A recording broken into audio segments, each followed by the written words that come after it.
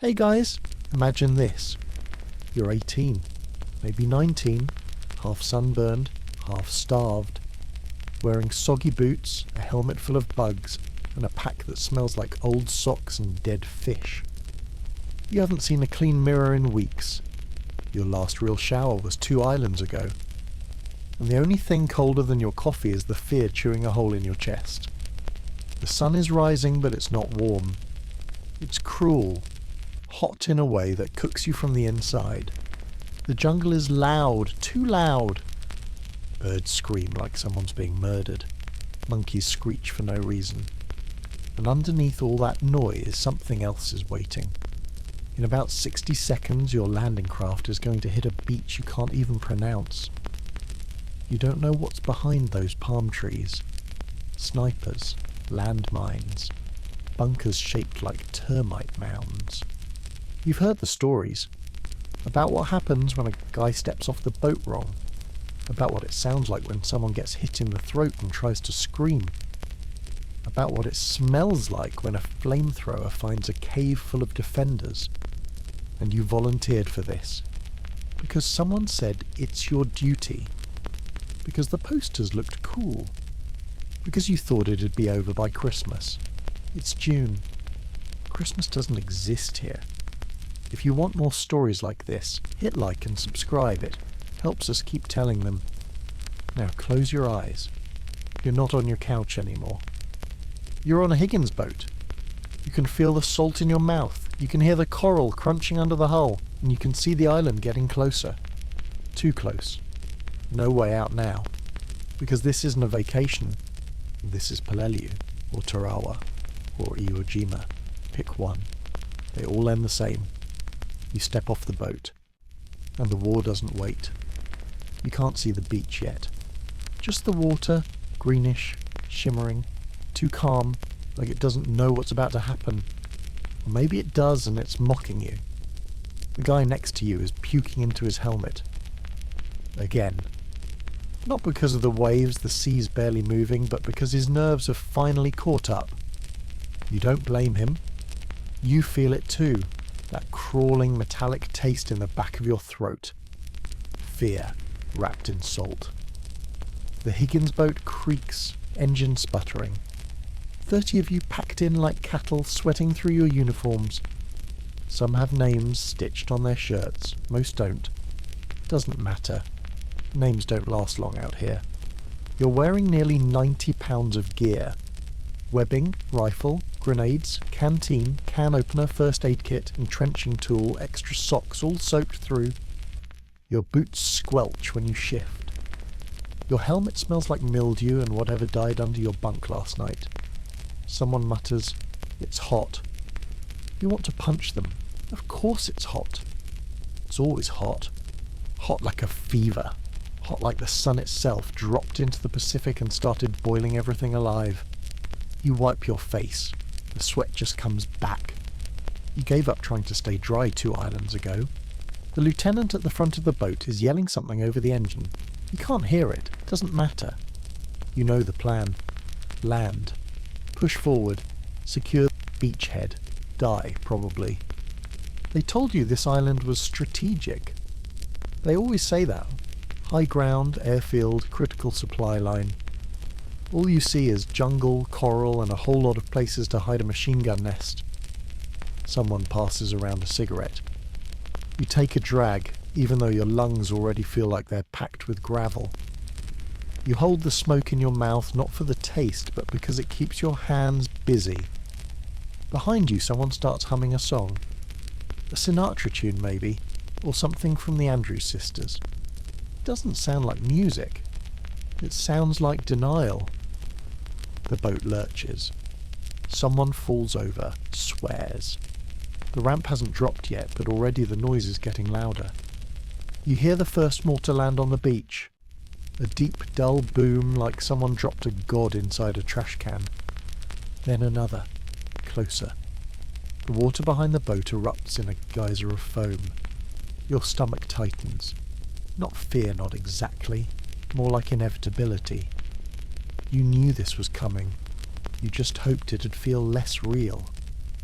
The beach is visible now, If you squint past the smoke and the palm trees, you can just make out the rise of sand, the black dots of bunkers.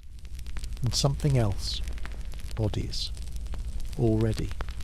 Floating. Face down. Some in the surf, some tangled in barbed wire. You stare too long. Someone slaps your helmet. Eyes up, Marine. You nod. Not because you're okay, but because okay hasn't meant anything since Guadalcanal. Someone taps your shoulder. It's Harris. He always talks too much. Right now, he's silent. He just hands you something. A photo. Blonde girl. Big smile. Looks like home. You hand it back. He tucks it into his shirt. Neither of you says anything. There's nothing left to say.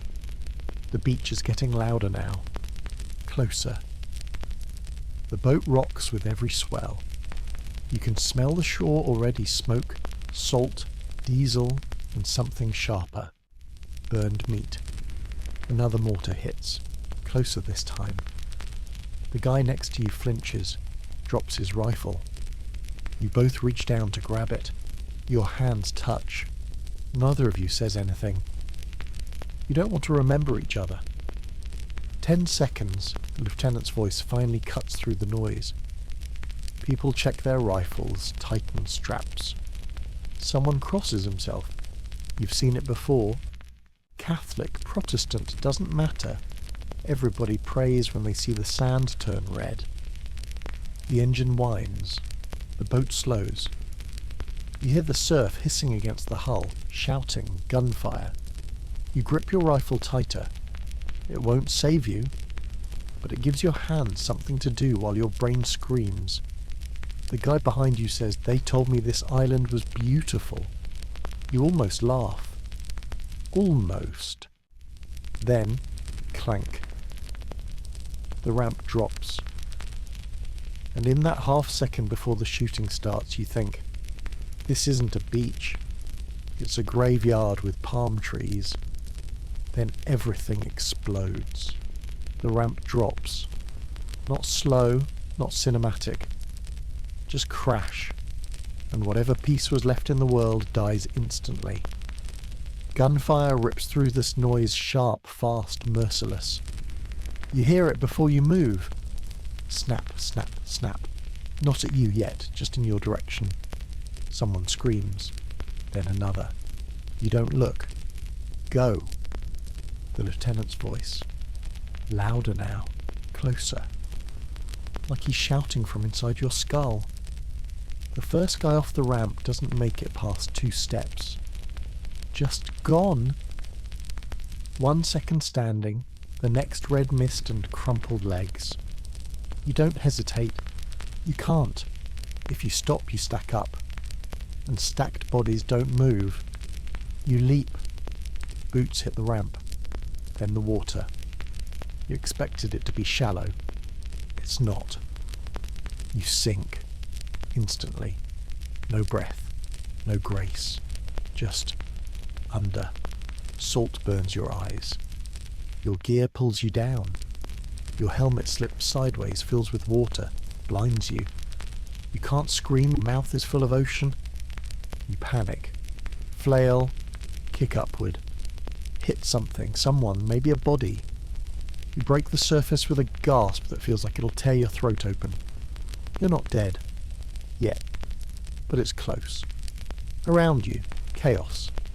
Shouting, splashes. Bullets popping the water like angry hail. Men kicking, drowning. Some are already floating face down. Some are trying to climb back into the boat. No one helps them. You try to move. Forward. Toward land. Every stroke is a fight. The tide pulls back like it wants to claim you. The coral shreds your knees. Your rifle is useless. It's an expensive club now if you can even hold it. You let the strap go. It sinks. You feel a pang of guilt. Then another mortar lands, and you forget guilt. Your boot snags on something under the surface wire maybe, or bones. You're not sure. You kick, pull. Something gives. You surge forward. And then A bullet hits the water inches from your ear. You don't see it, but you feel it. That hiss, that whip, it's close. Too close. You try to scream. Comes out as a cough. Your throat tastes like iron and salt. Your tongue is dry, which is insane. You're drowning in water. Someone grabs your arm. You flinch, almost punch them. It's Harris, eyes wide. No words, just a nod. He's still alive. You cling to that like it matters. You both push forward, through the tide, through the chaos, through the pieces of floating gear. And floating not gear. Another explosion, this one under the water. A mine, maybe. You don't see it, but you feel the pressure hit your chest like a truck. Everything goes pop. You hear nothing for a few seconds. Just your own breathing. Too fast. Too loud. Then sound returns all at once. Gunfire. Screams. Sizzle of the surf against hot metal. That hum in your ears that never really goes away. You drag yourself forward. Half crawling, half drowning. Your boots hit sand. Finally. Sort of. It's not beach sand. It's coral fragments, sharp, slippery. They shred your palms. You don't care. You crawl. Next to you, someone is screaming. It's not a wounded scream. It's a get-up scream. Could be an officer. Could be a guy losing his mind. You don't check. You reach the tide liner. It should feel like safety. It doesn't. Because this is where the real killing starts. Bullets rake the beach like a comb through dry grass. Anyone standing gets shredded. Anyone crouched is just waiting for their turn. You drop flat behind a sand berm the size of a curb. It won't stop anything, but it makes you feel like you're not completely naked. Harris slides in next to you. He's breathing heavy. So are you. No words. Just breathing. Just existing. Then, a new noise. Click, click. Like a zipper on fast forward. MG nest. Somewhere near the tree line. Probably in a bunker. Probably been waiting all night for this moment. You press your face into the sand. It's wet. Smells like rot. You don't care. Harris is yelling something. You can't hear. But you see his hands. He's pointing forward. Then left. Then forward again. You nod. No idea what the plan is, but nodding makes you feel like you belong to a plan. Another guy crawls past. You don't know his name. You never will. He doesn't make it 10 feet before a bullet punches through his shoulder. He keeps moving. That's the rule. If you're screaming, you're still functional. You grab your rifle. Forgot you dropped it. No, not yours. Someone else's. You don't care. It's loaded. Probably. You wait for the next break in fire. There isn't one. So you crawl anyway. The ocean behind you spits out more men. More boats. More chaos. You hear someone shouting, "Pull back!" Another yelling, "Push forward!" Nobody agrees. Nobody's in charge. The jungle is... You make it to a cluster of rocks. Sharp, jagged. They're slick with blood and algae. But they're better than nothing. You duck. Wait. Shake. You check your arm. Cut. Bleeding. You didn't notice. You wrap it with someone's bandage. Doesn't matter whose. You peek around the rocks. The beach is worse than you thought. Bodies everywhere. Some moving. Most not. The landing zone is a meat grinder. No rhythm, no formation. Just chaos in every direction. And in the middle of it all, you. Not dead. Not lucky. Just next. You hear Harris shout, "We move on the smoke." You nod. even though you are not sure what that means. Then smoke. Grey. Billowing. Thrown from somewhere. It covers the beach in seconds. Thick. Hot. Choking. You ready? Harris asks. No. But you nod anyway. Then you run. The ocean behind you roars like it's laughing. You don't look back. You already know the truth. The ocean never cared. It just gave you a way in, not a way out. You break through the smoke. Your boots hit something that isn't sand. It's firmer, thicker. Dirt, mud, jung floor. You made it past the beach, and now you wish you hadn't, because this isn't cover. This is a trap with leaves on top. It's dark, wet. It smells like mould, piss, and something dead that's been dead a long time. The trees start immediately. No warning. Thick trunks, tangled vines, ferns the size of dinner tables. Everything's green, but not friendly green. Hostile green. Too alive. Too watchful. The moment you step in, the noise changes. The surf fades. Gunfire muffles. Now it's just buzzing, clicking, croaking. Thousands of insects you've never seen before, screaming at frequencies you didn't know existed. You take one more step and immediately regret it. Your boot sinks into something soft. You don't want to know what. You pull it out and it makes a sound like wet cardboard being ripped in half. Harris catches up. He's bleeding from the elbow, doesn't notice. He leans against a tree, gasping. You want to say something, a joke maybe, anything. But all that comes out is, "This sucks." He laughs. Short, dry. "Hell's humid," he mutters. You both move forward, sort of. More like wade. Because the jungle doesn't let you walk. It fights every step. Branches claw your arms. Vines snag your gear. You duck under one and walk face first into a spiderweb the size of a parachute. You scream, quietly. Rip it off. Feel something crawl down your neck. You don't stop to check. The heat is worse here. No breeze, no air, just steam rising off the ground. Your uniform clings to your back like wet skin. You can feel your socks rotting in your boots. You don't remember when your feet stopped hurting. You think that's a bad sign. You hear a voice up ahead, a whisper. Mortars. Close.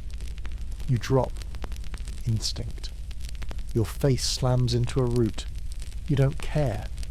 Thump. One lands maybe 50 meters out. The sound rolls through your chest like someone dropped a piano made of bones. Then another. Closer. You crawl toward a downed tree. Harris is right behind you. You don't talk. You don't need to. You both feel it. The tempo's about to change. Then, boom. A mortar hits just behind you. You don't hear the whistle, just the crack and the rush of air. Your ears go sideways. High-pitched whine. You taste blood. Could be from your nose. Could be from biting your tongue when you hit the dirt. Your legs move without permission. You drag yourself behind the tree. It's not cover, not really, but it's something. The jungle is full of voices now. Shouts. Not English. Sharp, barking syllables that slice through the underbrush. The enemy. They're close. Closer than you thought. You check your rifle. Muddy. You wipe it on your sleeve. Pointless, but it gives your fingers something to do. A burst of gunfire rattles the trees. Not at you, someone else. You hear a scream, then silence. You and Harris look at each other. He mouths, "Move?" You nod. Even though every part of you is saying stay, hide, wait. But there's no wait in this jungle. Only go or die. You start moving slow, bent over. Every leaf feels like it's watching you. Every step is a betrayal, a crack, a crunch, a sound you can't take back. You reach a clearing. Small, sunlight pushing through the canopy like it doesn't belong. Dead quiet. Too quiet. Harris stops, raises his hand. You freeze. He points far side of the clearing. Bunker. Half buried, covered in moss. Hard to see if you don't know where to look. You only see the muzzle, a long black tube aimed straight at the path behind you. It's unmanned, for now. You exhale, then you hear it. The sound of someone stepping on dry leaves. Behind you. You spin, see the movement. A shape in the trees. Uniform, helmet. Not one of yours. You fire. Twice. The shape stumbles. You don't wait to confirm. You run. Harris follows. Branches whip your face. Something cuts your cheek. You keep going. More mortars. They're zeroing in. You feel the air change before each one hits. Like the jungle inhales. Then, boom. Tree splits like a matchstick. You dive. Roll.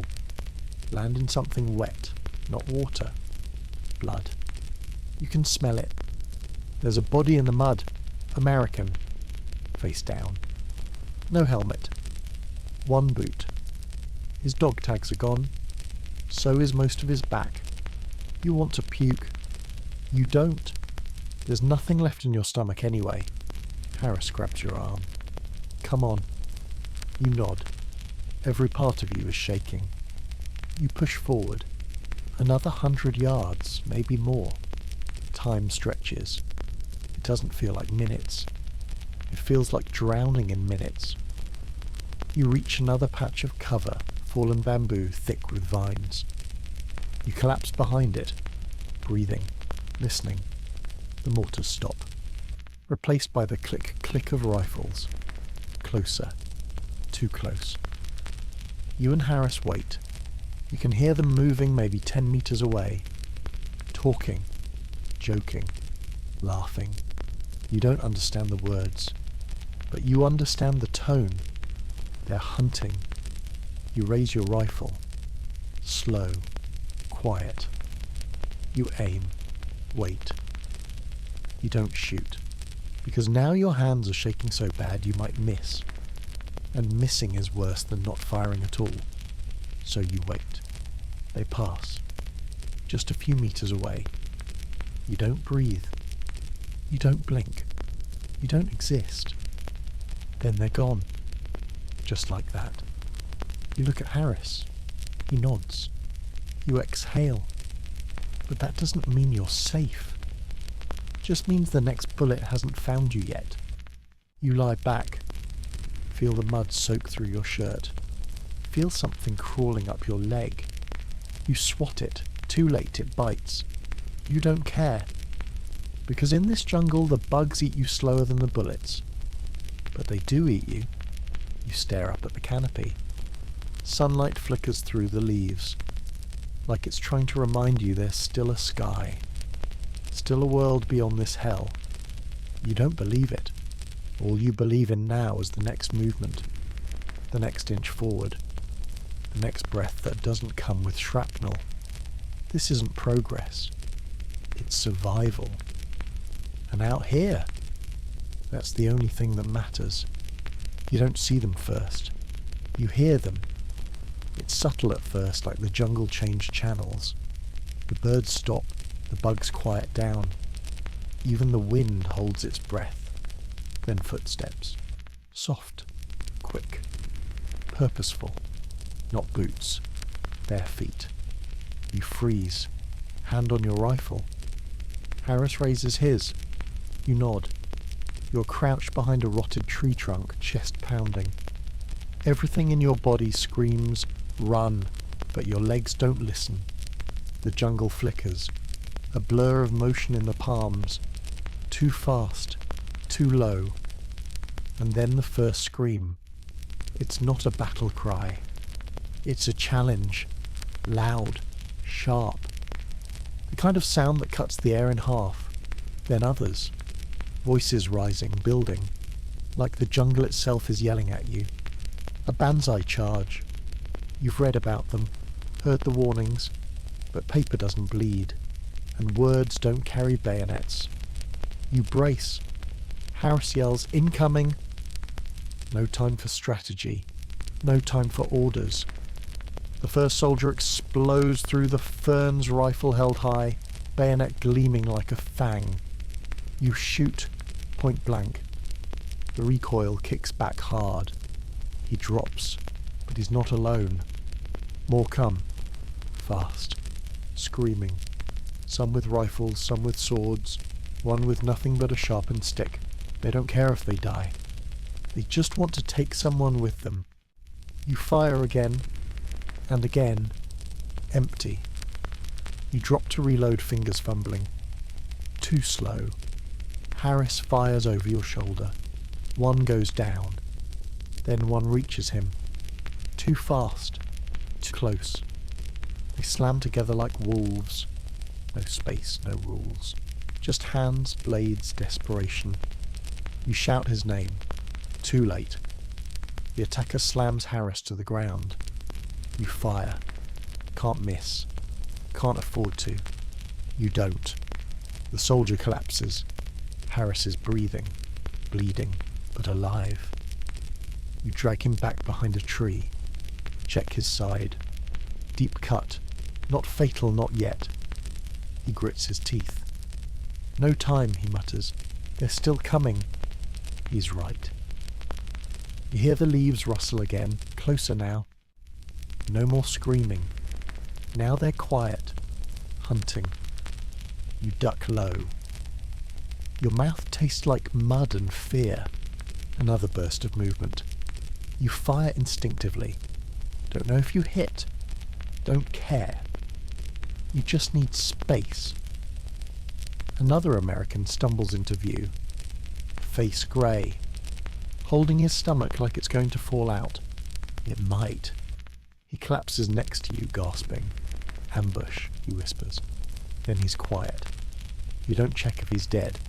You already know. Then smoke. Grenade lands 3 feet from you. Small, cylindrical, foreign. You grab Harris. Pull. The blast is muted but close. Dirt showers over you. Something tears across your shoulder. A branch? A bone? Doesn't matter. It burns. You scream, then clamp your mouth shut. Can't let them hear you. You crawl, drag Harris. Every inch feels like a marathon. Your knees sink into wet moss and blood. You slip, fall. Keep going, and more gunfire. Some of it American, most of it not. You reach a trench shallow, maybe made yesterday. You shove Harris in first, jump in after. Chest heaving. He groans. You good? No. You both laugh. It's not funny, but it keeps the fear from cracking open your skull. You reload. Check the chamber. It jams. Of course it jams. You curse. Fix it. Smack the bolt back into place. Movement to your right. 2 friendlies. One's limping. Other has no helmet. They join you. Say nothing. Just nod. Welcome to the team. You don't ask names. Not now. Maybe later. If there is a later. One of them says, "We're surrounded." You already knew that. But hearing it out loud makes it worse. You look around. Trees, smoke, silence. No good lines of fire. No high ground. Just a bowl full of death. Then you hear a whistle. High-pitched. Brief. Another charge. You raise your rifle. This time you're ready. They break the trees like a wave. 6, maybe 7. Close. Too close. You fire. Drop 1. Then 2. One makes it to the trench. Jumps in. You swing your rifle like a club. goes down. The guy next to you stabs one with a bayonet. They both fall. You don't know which lived. The jungle is screaming again. Gunfire. Explosions. Voices. It's not a firefight anymore. It's a knife fight inside a nightmare. You grab a grenade. Pull the pin. Wait. Count. Throw. It lands with a thump. Then silence. Then boom. Leaves rain from the sky. So does blood. You sit back. Press your back to the trench wall. Breathe. Your hands are shaking so bad you drop your rifle. Twice. You wipe them on your thighs. Doesn't help. Harris is still conscious. Barely. Tell me we're getting out, he mumbles. You don't answer. You can't lie that well. Because this was first contact. And it already feels like the end. It's quiet again. Not peaceful, never peaceful, just after. The kind of silence that only comes when the screaming stops. Because everyone who could scream is either dead or too tired to try. You're sitting in a trench filled with blood, sweat, and questions. Harris is still next to you, unconscious now. His chest rises barely. That's your only proof he's still in this world. You listen. Nothing. No voices. No movement. No birds. Which is worse than hearing something. Because in this jungle, silence is just the noise before the next ambush. You shift your weight. Your thigh spasms. Cramped. Exhausted. You haven't had water in hours. Your canteen's empty. The heat is cruel. Thick. Wet. It coats your skin in salt and shame. You wipe your face. More mud. More blood. You're not sure if any of it is yours. And honestly, you're past caring. You stand. Slowly. Every muscle resists. You step out of the trench. The clearing looks like something out of a bad dream. Bodies everywhere. Some in pieces. Some still holding weapons. Some with eyes wide open, staring at nothing. You try not to look at their faces. That's how the nightmares start. One body lies face up near a tree, clutching a photograph, black and white, folded, blood-stained. A girl in a dress. Smiling. You step around him. You don't stop. You can't. You've seen too many dead men clinging to someone who doesn't even know they're gone. You reach the edge of the clearing. Dense jungle again. More vines, more shadows. Everything dripping, everything watching. You press forward. No destination just away from this place. Away from the trench. Away from the stink of fresh death and old lies. You pass a tree, big one, thick trunk, strange marks. You pause. Look closer. Not bark. Bone. Human skulls. Dozens, maybe more. Stacked, hung, arranged like trophies. Some clean, some not. You step back, stomach twisting. You've heard rumours. Now you've seen them. You're on an island of bones. Somewhere out here, buried or not, are the remains of Marines who never made it off the first wave. Or the second. Or the third. Men who bled out in ditches, screamed in caves, vanished under palm trees. You move faster. Your boots squelch in the underbrush. Every sound feels like it echoes. Every breath is a gamble. Then you see it, a half-collapsed bunker, swallowed by moss and roots. Concrete cracked. Rusty rebar jutting out like broken ribs. You duck inside. It's cooler here. Darker. You almost feel safe. Until you smell it. Death. Old, rancid, soaked into the walls. There are bodies inside. Some Japanese. Some American. All rotting together in silence. You step carefully. Avoid eye contact. Avoid the rats. One of them is eating something. You don't look close enough to know what. You sit. Back against the cold wall. Close your eyes. Only for a second. Your mind drifts. Back home. Porch swing. Baseball on the radio. Your mum in the kitchen. Apple pie cooling on the counter. You snap out of it. Fast. Too dangerous to think about comfort, because comfort leads to hope, and hope out here gets people killed. You take out your knife. It's dull. You start carving into the concrete wall. Not words, not your name, just lines. One for every day you've been here. You're not sure anymore. 7? 10? Feels like 100. Somewhere behind you a voice. Soft.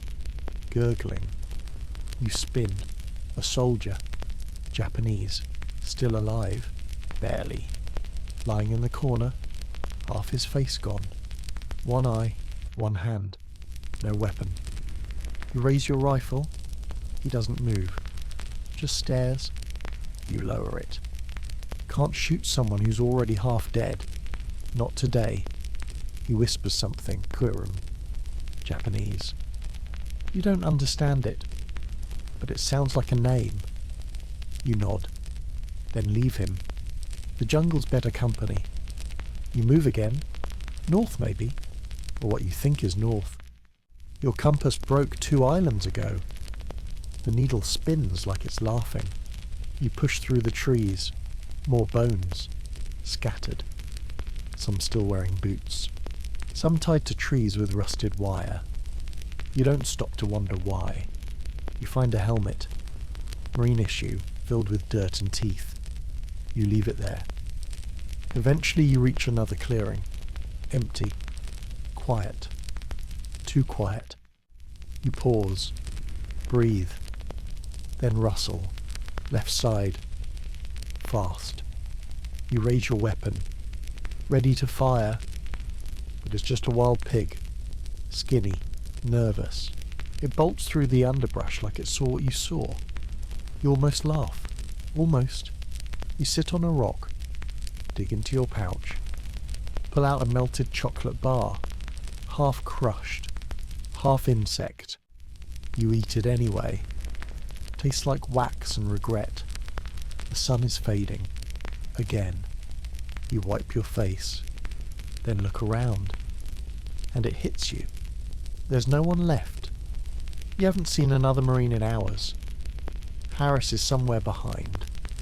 Wounded. Maybe dead. The guy with the photo. Gone. The one with the bayonet.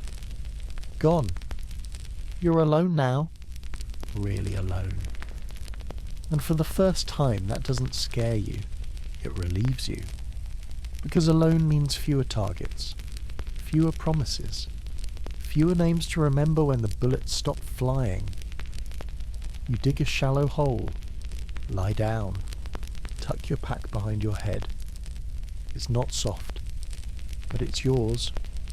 You close your eyes and whisper one thing. Just make it to morning. You don't ask for more than that. Because this island doesn't give more than that. It gives bones. It gives ghosts. And it gives the kind of silence that never really goes away. You wake up choking. Not from a nightmare, though you've had those too. Not from a scream, though stopped around midnight. But from the air. Because the air's changed. It smells wrong. Wrong in a way that makes your teeth ache and your stomach flip before your brain catches up. Not jungle rot. Not sweat or blood or gunpowder. This is something new. Thicker. Sharper. Chemical. You sit up. Your back screams. So does your neck, your feet, your ribs, every inch of you protesting the fact that you're still breathing. But you are.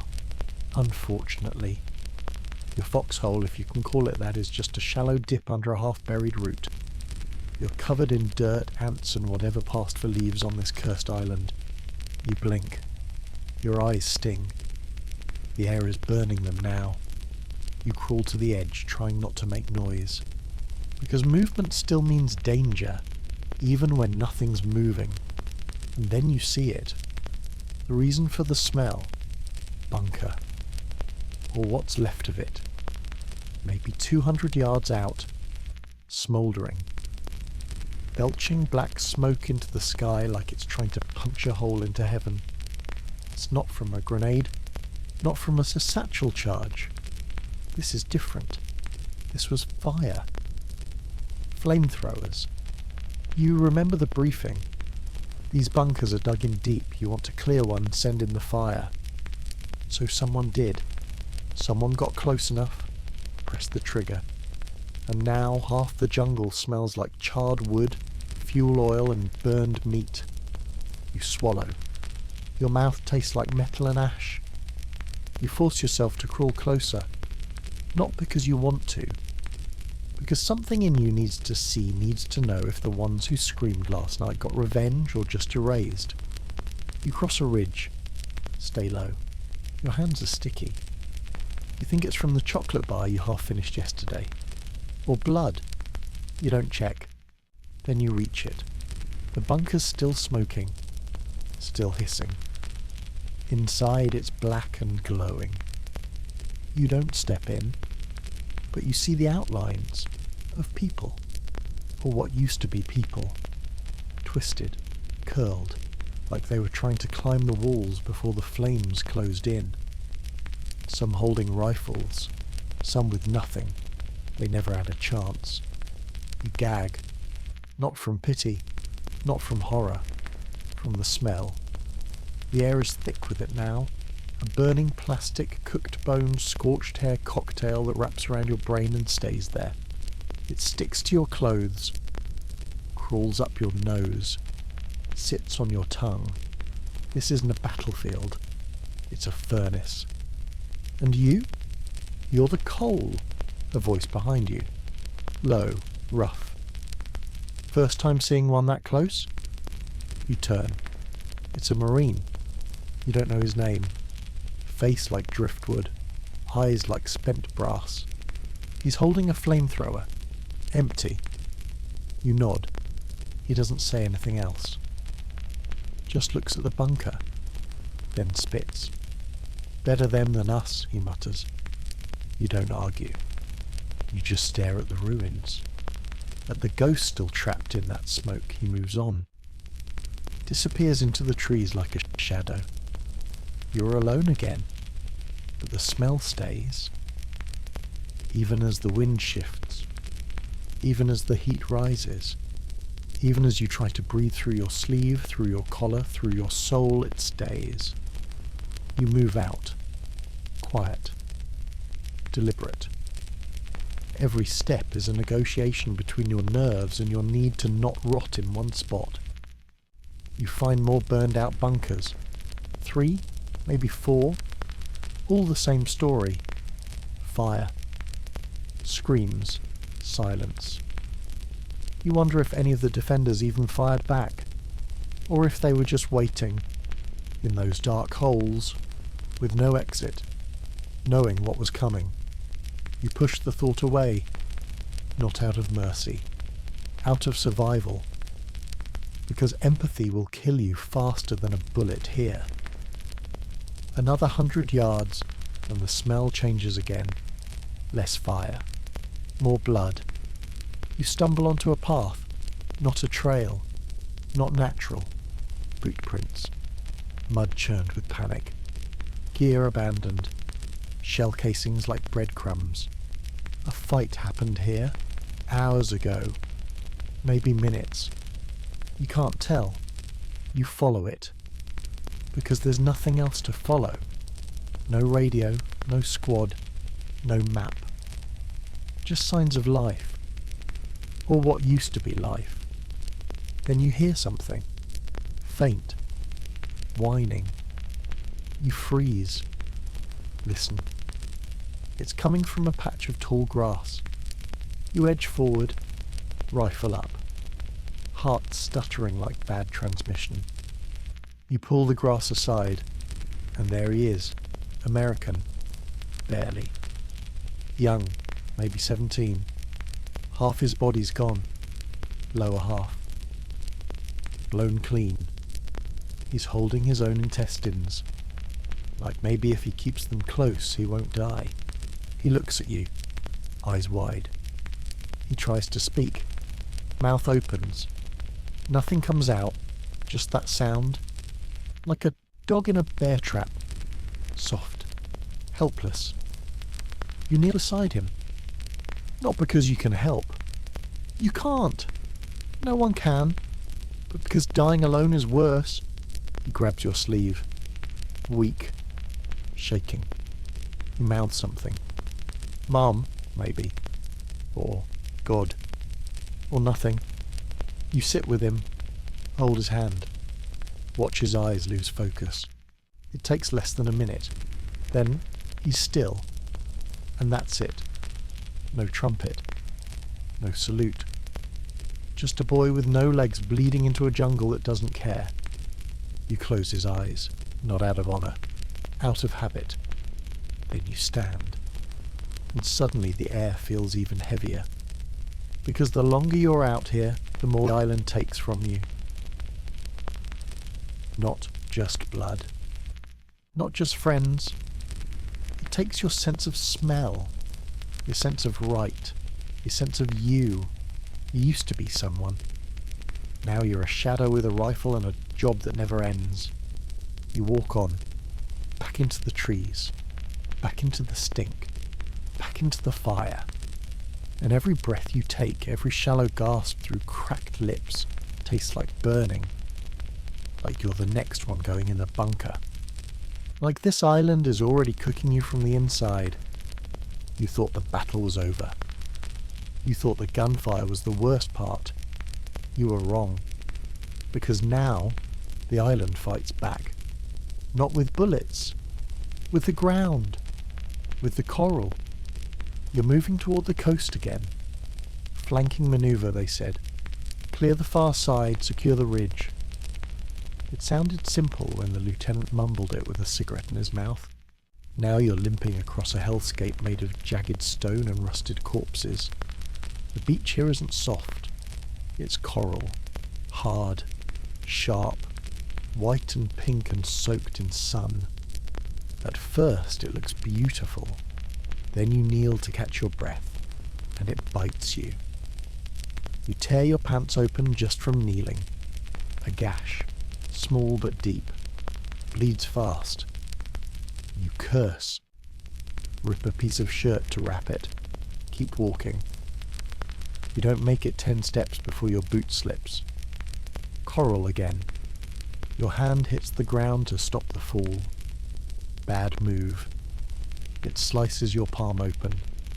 Thin lines of red across your skin, like paper cuts with teeth. You hiss. Clench your fist. Watch the blood drip onto stone that looks like it's already had enough. Because this place is littered with blood. Old, new, yours, theirs. It doesn't matter. This isn't a beach anymore. It's a cemetery with sharp corners. You pass a body lying face down in a tide pool. Helmet gone. Backpack still strapped on. He didn't make it far. The water laps gently at his boot. A crab is picking at his shoulder. You turn away. Keep moving. Because here's the thing about this island. It's not trying to kill you. It's trying to digest you. You glance down at your boots. They used to be brown. Now they're red at the soles. Coral doesn't just cut. It infects. Every scratch is a promise. Every wound a question. How long do you have? You think about sitting down, just for a second, letting the pain settle. But the coral doesn't care if you're tired. It'll carve you open while you sleep. So you walk, limp, drag. You find another marine ahead, sitting behind a rock. Boot off. Foot wrapped in bandage so soaked through it's black. He looks up, eyes dull, voice gone. He doesn't even wave, just stares. You nod. That's enough. You pass him. Because what else is there to do? You hear voices ahead, more Americans. You push toward them, through the cuts, through the sting, through the growing fever that whispers maybe your leg is already infected. You reach them. 3 guys, one digging, one standing watch, one slumped over, mouth open, eyes shut. You ask, "He's sleeping?" No answer. You already know. They're digging a grave. Shallow. Too shallow.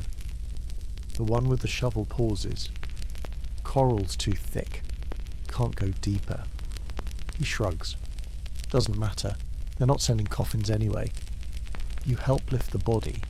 It's lighter than you expect. Everything's lighter out here eventually. You lower him in, cover him with a poncho, pile sand and rocks on top. No prayer, no dog tags, no goodbye. You step back and trip. Not on Coral, on another body. Half buried, old, Japanese uniform, no face.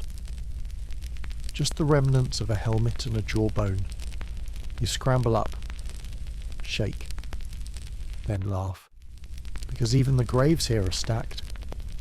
Coral doesn't care what side you're on. It'll take everyone. You sit on a rock. Look at your palm. The cuts are deeper now. Angry, inflamed. Your fingers twitch like they're not yours anymore. You take out your first aid kit. Use the last bit of iodine. It stings. Good. Means you're still alive. You suck down what's left of your canteen. Lukewarm. Tastes like tin and rust. You watch the tide roll in. Slow, lazy. It covers the bodies one by one. Washes over boots, rifles, helmets. It doesn't clean anything. Just absorbs. The guy next to you points. See that? You squint. Offshore. Shadows under the water. Shapes. Landing craft, he says. Sunk on day 1. He chuckles. Still some guys in there. You don't reply. You're too busy watching the water. Because now you see it too. Helmets floating just beneath the surface. Like ghosts waiting for permission to come ashore. You stand. Your legs shake. Your feet feel like they're wrapped in glass. But you move. Because staying here, staring at the graves, the bones, the history no one will write down, that'll break you faster than enemy fire, so you limp away. Back into the jungle. Away from the coral. Away from the ghosts. But the cuts stay. The infection lingers. The island keeps a piece of you. Because you don't walk away clean from this. No one does. This place carves you open. And it never really stops. You don't sleep here. You lie down. You close your eyes. You try. But sleep? No. Sleep's a luxury. Sleep's for people who aren't afraid of closing their eyes. People who aren't afraid of what they might hear or not hear when they wake up. You lean against a tree. Can't lie flat, the ground's crawling. Literally. Ants, termites, beetles the size of your fist. And the rats. Always the rats.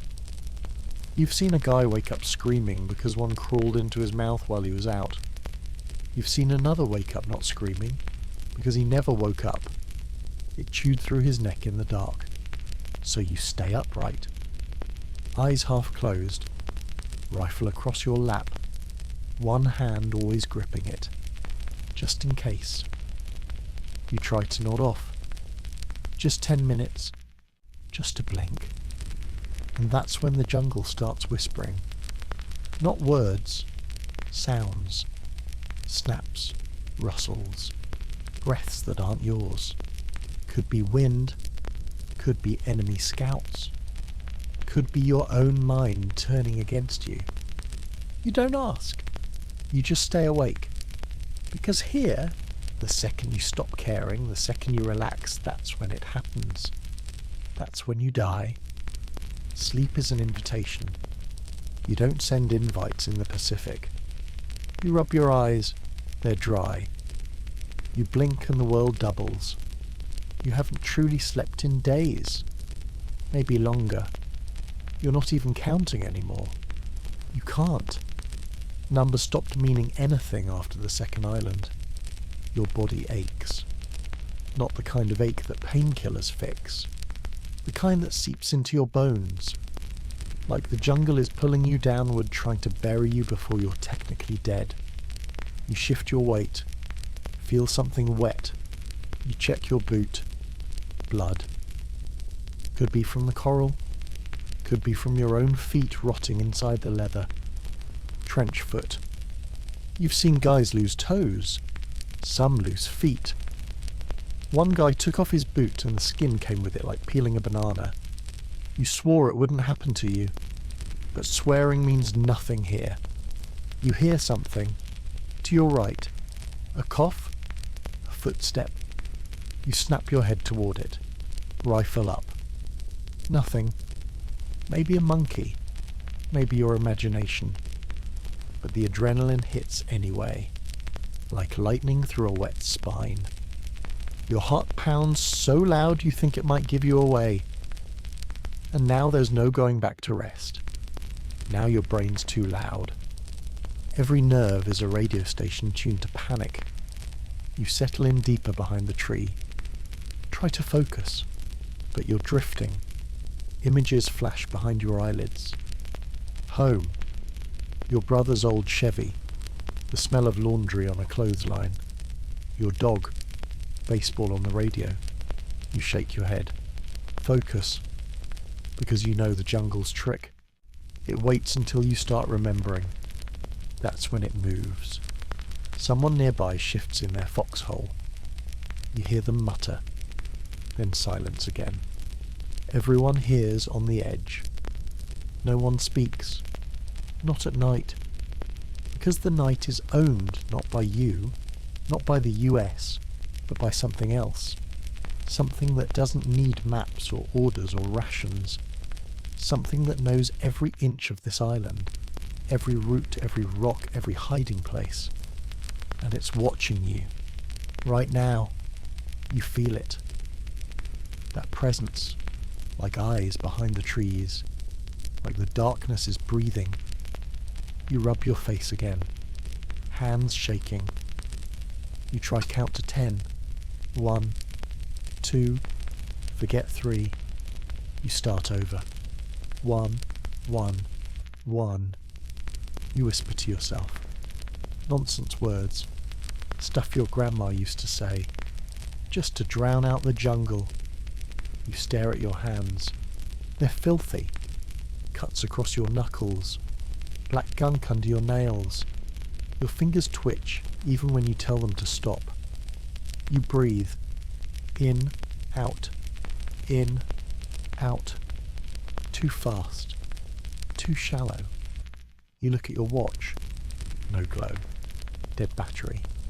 Or maybe it just stopped caring too. You look up. The moon's hidden behind smoke and branches. Stars? None. You don't even know what time it is. You only know it's not morning yet. Because if it was morning, you'd hear the birds. You'd feel the humidity shift. You'd see the faint outline of the next hill you're supposed to die on. But now it's just this. You catch yourself swaying. You jerk awake. You didn't realise you were dozing. Seconds. Maybe less. But in that blink, you heard something. A voice. Familiar. Comforting. Impossible. Your mum. Calling your name. You snap your head up. Breathing hard. She's not here. Of course she's not. But that's what sleep deprivation does. It cracks you open. Lets the memories spill into the cracks. You've seen guys break from it. One guy swore he saw his high school locker in a tree. Another shot a shadow that turned out to be a palm frond. They took him away after that. He was smiling. Said the trees were talking nice now. You're not there yet, but you're close. You check your rifle again. 5th time in an hour. Just to be sure. Just to keep your fingers doing something. A twig snaps, dead ahead, too heavy to be a rat, too deliberate. You freeze, hold your breath, raise your rifle slowly. You see movement, a shape, crouched, human. You aim, but you don't fire, because it might be one of yours, might be patrol, might be someone just as tired, just as scared. You hold, wait, finger on the trigger. The shape shifts, then it's gone, just disappears into the brush. You lower your rifle, sweat pouring off your face. Not sure if you made the right call, but no one's dead. Not yet. You exhale, look around. Everyone else still frozen, eyes wide. Nobody sleeps here. You sit back again, pull your knees to your chest, rock a little, and whisper to yourself, just make it to sunrise. That's the trick. You don't survive the war. You survive the night, one at a time. And maybe, just maybe, you see the sun again. You've stopped looking forward when you walk. Now you look up. Because out here, the jungle isn't just beside you. It's above you. And that's where they hide. Snipers. They don't wear helmets. They don't carry packs. They carry patience and silence. You don't see them, not until it's too late. It starts with a crack, a pop. Not loud, just sharp. Then a guy next to you drops, eyes wide, not from pain, from confusion, because he doesn't even know he's dead yet. You dive for cover, flat, into mud. Face first into a root that scrapes your cheek raw. Doesn't matter. He's already gone. Right through the neck. One hole in, one hole out. Snipe around. High up. Perfect angle. Perfect shot. You hold still. You don't breathe. And now the fear shifts. It used to come from the jungle floor. Now it lives in the canopy. In the shadows of the palms, in the gaps between leaves where the light doesn't quite touch. You squint. Every tree is suspicious. Every movement in the branches feels like a threat. Your squad moves slower now. 1 step, stop. 2 steps, drop. Eyes scanning skyward like you're expecting God to start taking pot shots. You whisper to Harris, who's limping, still stitched from last week's shrapnel. How many you think are up there? He doesn't answer. He just points to a bird perched on a limb, then slowly drags a thumb across his throat. You nod, because that bird's not moving, not chirping, not breathing. It's bait, tied there, to make you stop, to make you look, then crack. Another shot. Closer. You hit the ground so hard you taste dirt. A guy behind you screams, clutches his face, fingers covered in red. He's alive. Mostly. But he won't be aiming a rifle again. Sniper! Someone yells. Pointless. We know. Everyone knows. It's the 3rd time this morning. And every time you swear it feels more deliberate. Like they're not just trying to kill you, they're trying to study you. Test your reactions. Gauge your panic. Track your rhythm. It's not war, it's dissection. And you're the frog. You crawl behind a fallen tree. Scope out the high branches with binoculars that haven't been cleaned in days. You scan. Leaves, leaves, sky, shadow, there. A flicker. A flash. Something off. You blink. Then he's gone. But he was there. You tell the squad leader. He nods. Orders a fire team to sweep the ridge. 4 guys disappear into the brush. You wait. 5 minutes. 10. Then boom. Mine. Then the shouting. Then silence. You never see them again. And now you're one squad lighter. You start marking the trees. Small scratches with your bayonet. Just to track where it happens. Where the shots come from. Where men disappear. Soon the jungle is filled with marks. Trees with slashes, X's, arrows, dots. It looks like a language. A warning. You start to wonder, is it for you or for the next guys? Then you notice something else. Some trees have marks that you didn't make.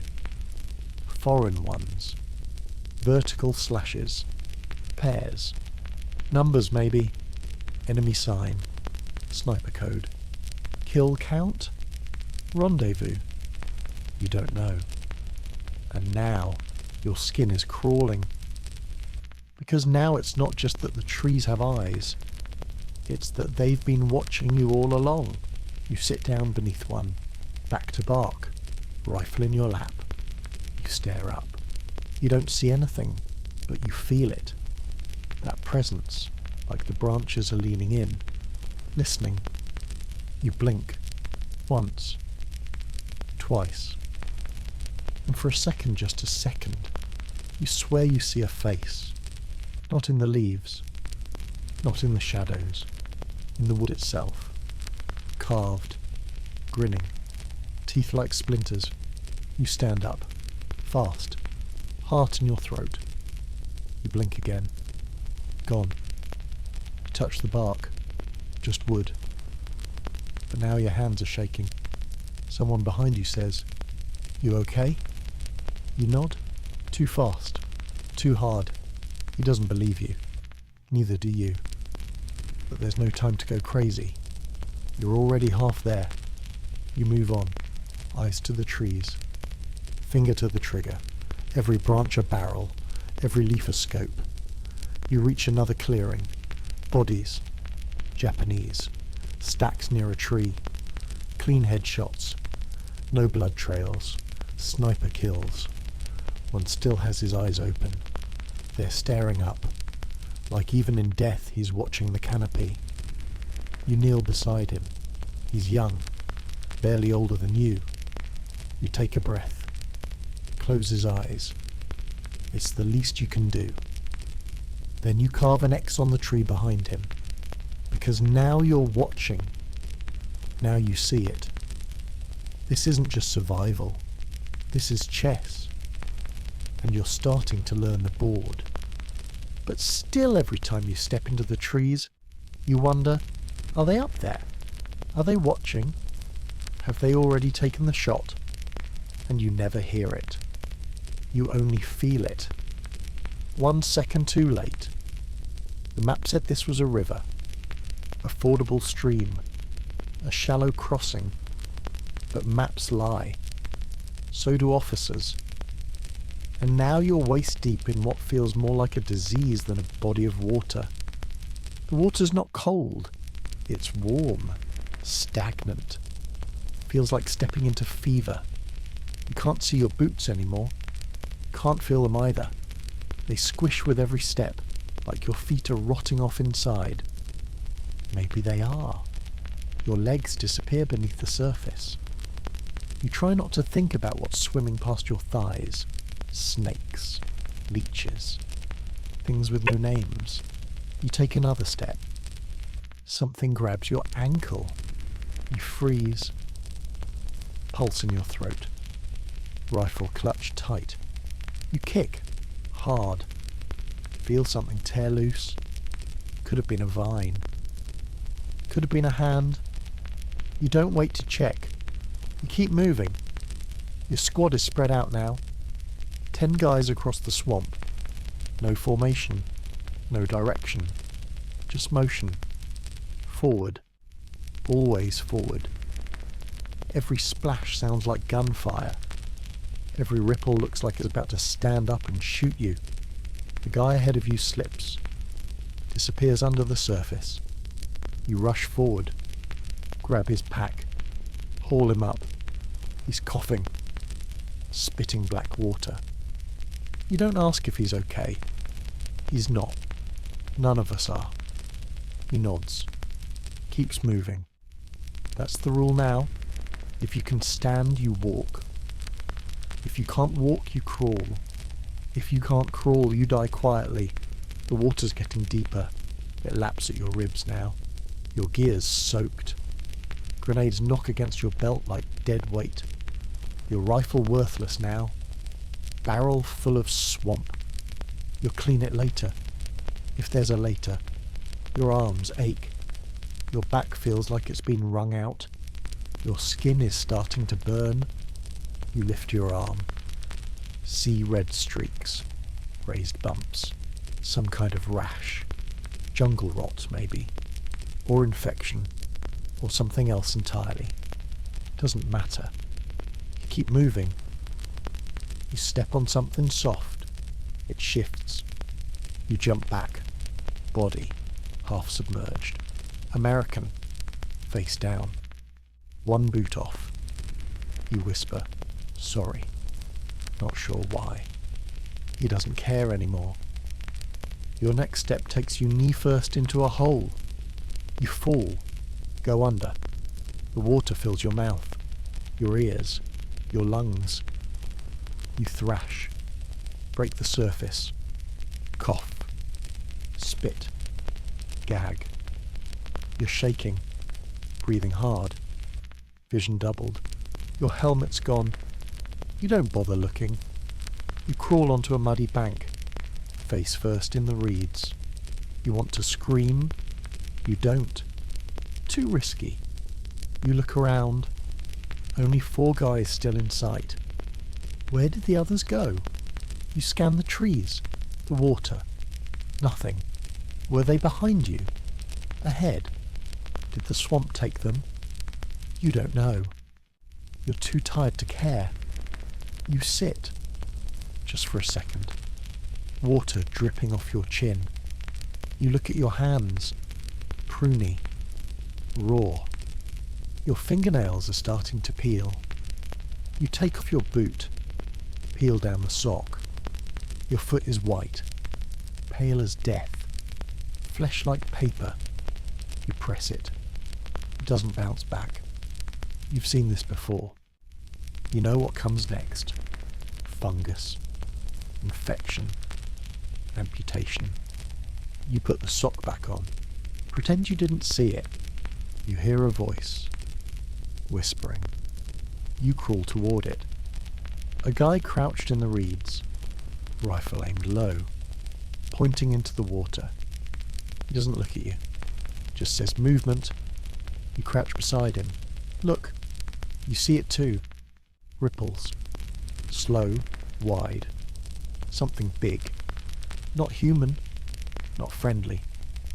You both back away. Slow. Quiet. The thing never surfaces. You never ask what it was. You don't want to know. You regroup.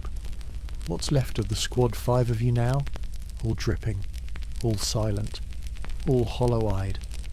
No one says it, but you're all thinking the same thing. This water wants us.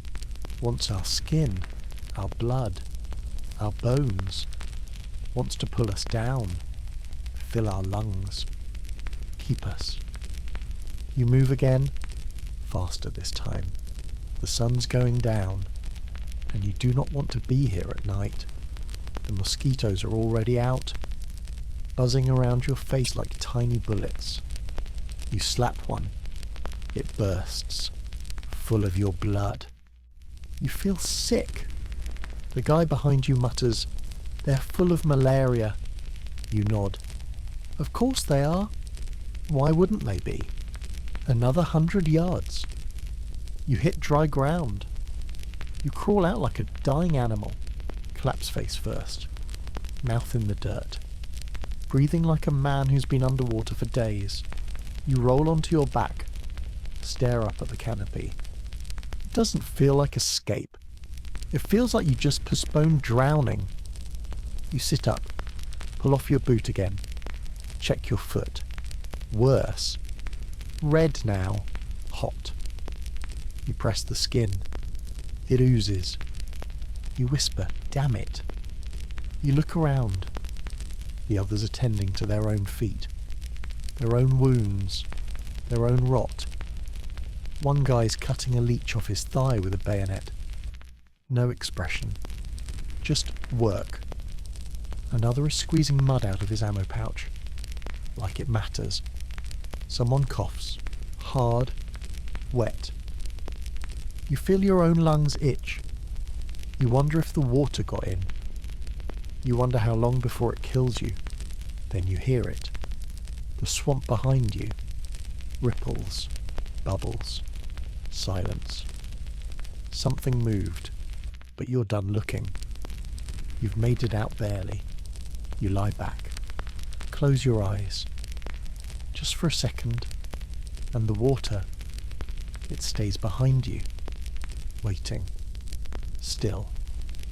Because it knows. Eventually, you'll come back. They always do. You've stopped asking who's in charge. Because out here the chain of command breaks faster than bones. Lieutenant's dead. You saw it. Shot through the temple 2 nights ago when he stuck his head out during a rain squall. Didn't even fall, just folded. He's still out there somewhere, helmet half buried in mud, mouthful of rain. Sergeant's missing. Last seen walking into the jungle to take a piss and never came back. Maybe he hit a mine. Maybe he ran. Maybe the trees took him. Corporal Finch tried to hold things together for a day. Carried a clipboard like it meant something. Kept muttering times and grid references to nobody. Then this morning, he pulled off his dog tags and started giving orders to a tree. You watched it happen. Watched him stand at attention and salute a banyan with a vine wrapped around it like a sash. When you tried to talk to him, he said, "He's got a silver star. We listen to him now." Then walked off into the fog. You haven't seen Finch since, so now it's just you and the others. A handful of half-functioning Marines strung together by dirt, pain and obligation. Nobody talks about orders. Nobody talks about objectives. They just move when you move. Stop when you stop. And lately, you've been hearing things. Not enemy chatter. Not birds. Voices. At first you think it's the others. You check. They're quiet. Sleeping. Staring. But the voice keeps going. Low. Measured. Calm. Familiar. You think it might be the lieutenant. Which doesn't make sense. Because he's dead. And dead men don't give orders. Still, the voice comes back. Telling you to push west. Telling you to flank the ridge. Telling you don't trust the guy with the burned hand. You glance at Simmons. His hand is bandaged. Burned bad. He sees you looking. You look away. You tell yourself it's just paranoia. Stress. Sleep deprivation. But the voice doesn't go away. It tells you where the next sniper will be. And it's right. It tells you where to dig for cover. And you find spent casings buried in the dirt. It tells you to avoid the path on the left. You do. An hour later you hear a mine go off down that same path. Now the others look at you differently. They follow when you point. They watch when you stop. And sometimes they ask you what the next move is. You give an answer, but it's not yours. You just repeat what the voice said. The voice that sounds like the lieutenant. Or maybe your father. Or maybe no one at all. You don't sleep anymore. Not really. When you close your eyes, you see formations. Maps. Movement. You dream of the officer's tent back on base. Radio static. Cigarettes. Paperwork stained with blood. A hand pointing at a map that leads right into the heart of the jungle. You wake up with dirt in your teeth and your rifle in your hands. This morning you found yourself digging. You don't remember why. The others were watching. You asked them, "Who told me to do this?" They shrugged. But the hole you dug, there was a buried crate. Ammo. Fresh. Sealed. No one knew it was there. Not even you. You want to explain it. But explanations feel useless now. This island bends reality. It bends you. Out here, time doesn't move in hours. It moves in incidents. Rainstorm. Sniper fire. Lost man. Unexplained voice. Dead friend. Wrong voice again. You walk through fog that wasn't there a minute ago. Hear radios that shouldn't work. Catch glimpses of faces you swear are from boot camp guys who died on other islands. Guys buried months ago. Guys laughing. You start talking back to the voice. Quietly. At first? Yes, sir. Copy that. Moving. Understood.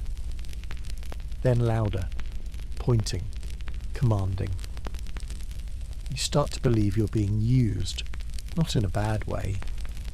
Just operated. Like a radio. A conduit. Some kind of war antenna broadcasting between this world and whatever's underneath it. The squad doesn't question it. Not anymore. Yesterday, Simmons asked what was ahead. You said, 3 dugouts, small arms, no mortars. He nodded, like it made sense. Like you knew, an hour later you found exactly that. 3 dugouts, small arms, no mortars. You stared at them too long. Long enough for someone to ask, "You okay?" You said, "We're not alone." And you meant it. Not in the enemy sense. Not in the spiritual sense. You meant the past is still here. Living in the leaves. In the bones. In you. Sometimes you feel like you're walking in someone else's footsteps. Sometimes you feel like they're walking in yours. And that voice, it keeps whispering. Keep left. Slow your pace. Breathe before the bend. And when it says now, you fire. You kill. And you survive. You don't question it. Not anymore. You just keep marching. And sometimes when you're really tired, you think the voice is marching too. Right behind you. Same pace. Same breath. Orders from ghosts. And you're just the mouthpiece. There's a smell you don't forget. Fuel. Sticky. Sweet. Heavy. Napalm maybe. Or just good old-fashioned jellied gasoline. The kind that sticks to skin and keeps burning long after the screaming stops. You're crouched behind a ridge now, staring down at a line of bunkers dug deep into the hillside. Dark holes. Silent. Staring back. You've seen these before. You know what lives inside. Not just soldiers. Not just machine guns. But death. Death with a trigger. Death with discipline. Death waiting for you to walk too close. You get the signal, hand wave. Advance. You move. Slow. Cautious. 20 feet from the bunkers now. And that's when it starts. The first burst automatic fire snaps out of the left bunker like lightning. One of your guys drops. No sound. Just falls like a puppet with its strings cut. You hit the ground. Crawl. Muzzle in the dirt. Eyes fixed on shadows. Then the order comes. Not from your squad leader. Not from a voice you even recognize. It just comes. Bring up the flamethrower. And you do. Not because you want to. Because you have to. Because that's how you clear bunkers here. Not with grenades. Not with negotiation. With fire. The guy carrying the tank stumbles forward. Heavy pack on his back. No cover. No ceremony. Just a man with a pressurized canister and a short life expectancy. You cover him. Best you can. You fire into the shadows. suppressing, or pretending to. He gets close. Real close. Too close. He stops. Flicks the igniter. A burst of orange fire coughs out, lights up the mouth of the bunker. Then, whoomph, like the air itself catches. You feel the heat from 50 feet away. Hear the roar. Not just from the weapon, but from them. Inside. Screams. Panicked. Guttural. Not words. Just reaction. You hear bodies shifting. You hear the walls shake. But they're not coming out. They won't. Because you can't outrun a flamethrower. The man keeps spraying. 10 seconds. 15. Then he stops. The bunker's mouth glows. Black smoke spills out like it's trying to escape. You wait. Nothing moves. The flamethrower man turns. That's when a shot rings out. Straight through his chest. He folds. Gas tank hisses. No explosion somehow. Just silence. You curse. You move forward. Toss a grenade into the bunker just in case. Boom.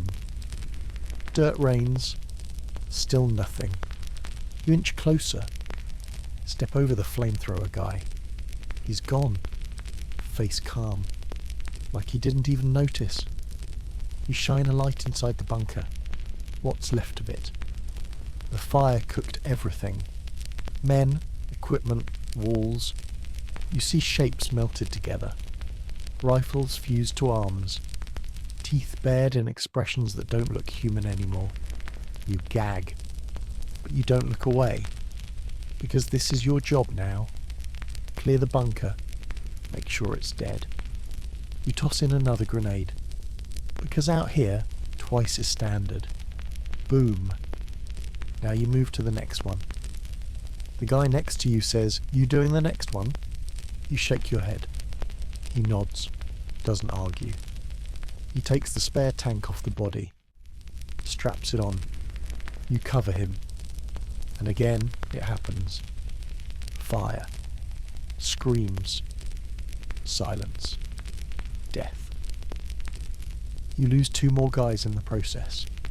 Sniper in the tree line. Buried grenade trap. You don't flinch anymore. You don't even blink. You just keep walking bunker to bunker. Fire to fire. By the 6th one your hands are shaking, not from fear, from heat. Your face is sunburned and smoke-stained. You taste soot. You smell burned cloth, melted flesh. You look at your own hands and wonder if you're still you, because there's something in this fire. Something you didn't expect. Power. Terrifying. Indiscriminate. Effective. And it changes you. You're not just killing anymore. You're erasing. Nothing survives. No body. No soul. Just ash. And yet, you keep going. Because you're told to. Because it works. Because if you don't, someone else dies instead. You try not to remember the faces. You try not to imagine the ones screaming inside. But they're there. Burned into your brain just like they were burned into the walls. That night, you don't sleep. Not because of the jungle. Not because of the snipers.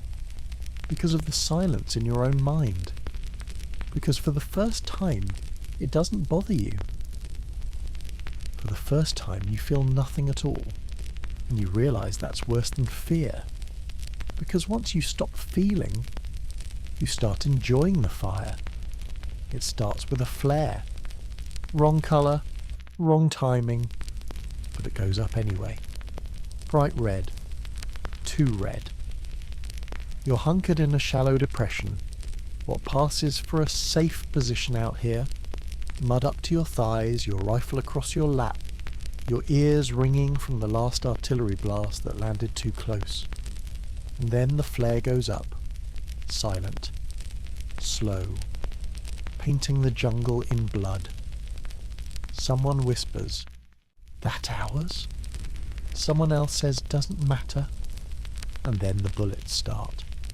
Not from the tree line, not from the bunkers. From behind, you hear the hammering of a Browning.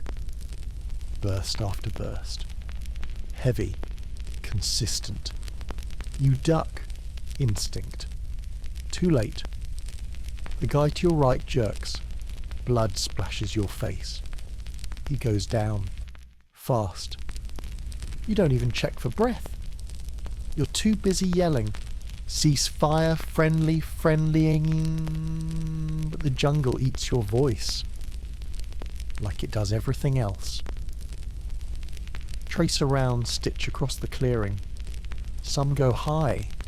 Some don't. You drop lower. Press yourself into the muck like you're trying to sink into the earth and disappear. Your radio's dead. Of course it is. Too much water, too much shrapnel, too much everything. You crawl through the filth toward the edge of the line. Wave your arms. You don't even know who is firing. You just want them to stop. Another man goes down screaming behind you. You think it's Collins. Hard to tell in the dark. The air smells like blood, cordite and burning palms. A round zips past your ear, close enough to singe hair. And suddenly you're not angry. You're not afraid. You're confused. How did we become the enemy? You hear someone scream, "Medic!" followed by, "Where the hell are our guys?" And then you realise what happened. They think you're Japanese. Wrong position, wrong timing, wrong silhouette in the dark. Is all it takes? Because out here, hesitation kills. So the safest answer is to shoot everything. You press into a tree. You recognise the sound of the weapon firing. American M1919. Tripod mounted. Probably dug in behind that rise you were supposed to circle hours ago. Your guys were supposed to hold fire. Someone didn't get the message. You hear the voice of someone near you, muttering, but then yelling. A flare gun goes up, this time green. Finally, the fire stops. Abruptly, like a switch. You sit there, covered in mud and blood and silence. You can hear your heart again. Barely. One by one, heads rise from the mud, eyes wide, shell-shocked, disbelieving. You crawl to the nearest body, touch the shoulder, cold. You move to the next. That one's twitching, still breathing. You shout for a corpsman. None come. They're all busy. Too many wounded. Too many dead. Simmons appears beside you. Eyes blank. You know who it was? He asks. You nod. 3rd platoon, probably the new guys. He doesn't say anything. He just sits down next to a corpse and starts wiping blood off his rifle. Another man wanders in from the trees. Helmet gone, pants torn. He's got a knife out, swinging at nothing. He walks in circles, then drops. You don't move. You just sit there, waiting for someone to own it, to apologise, to radio down and say, "That was our mistake." But no one does, because no one ever does. You patch up a kid with a hole in his arm the size of a soda can. He doesn't cry, doesn't talk, just stares past you, mouth open, eyes glazed. You try to keep pressure on the wound. Your hand slips. His blood is the same colour as yours. Later that night, a corporal from another squad wanders over. He looks nervous, won't make eye contact.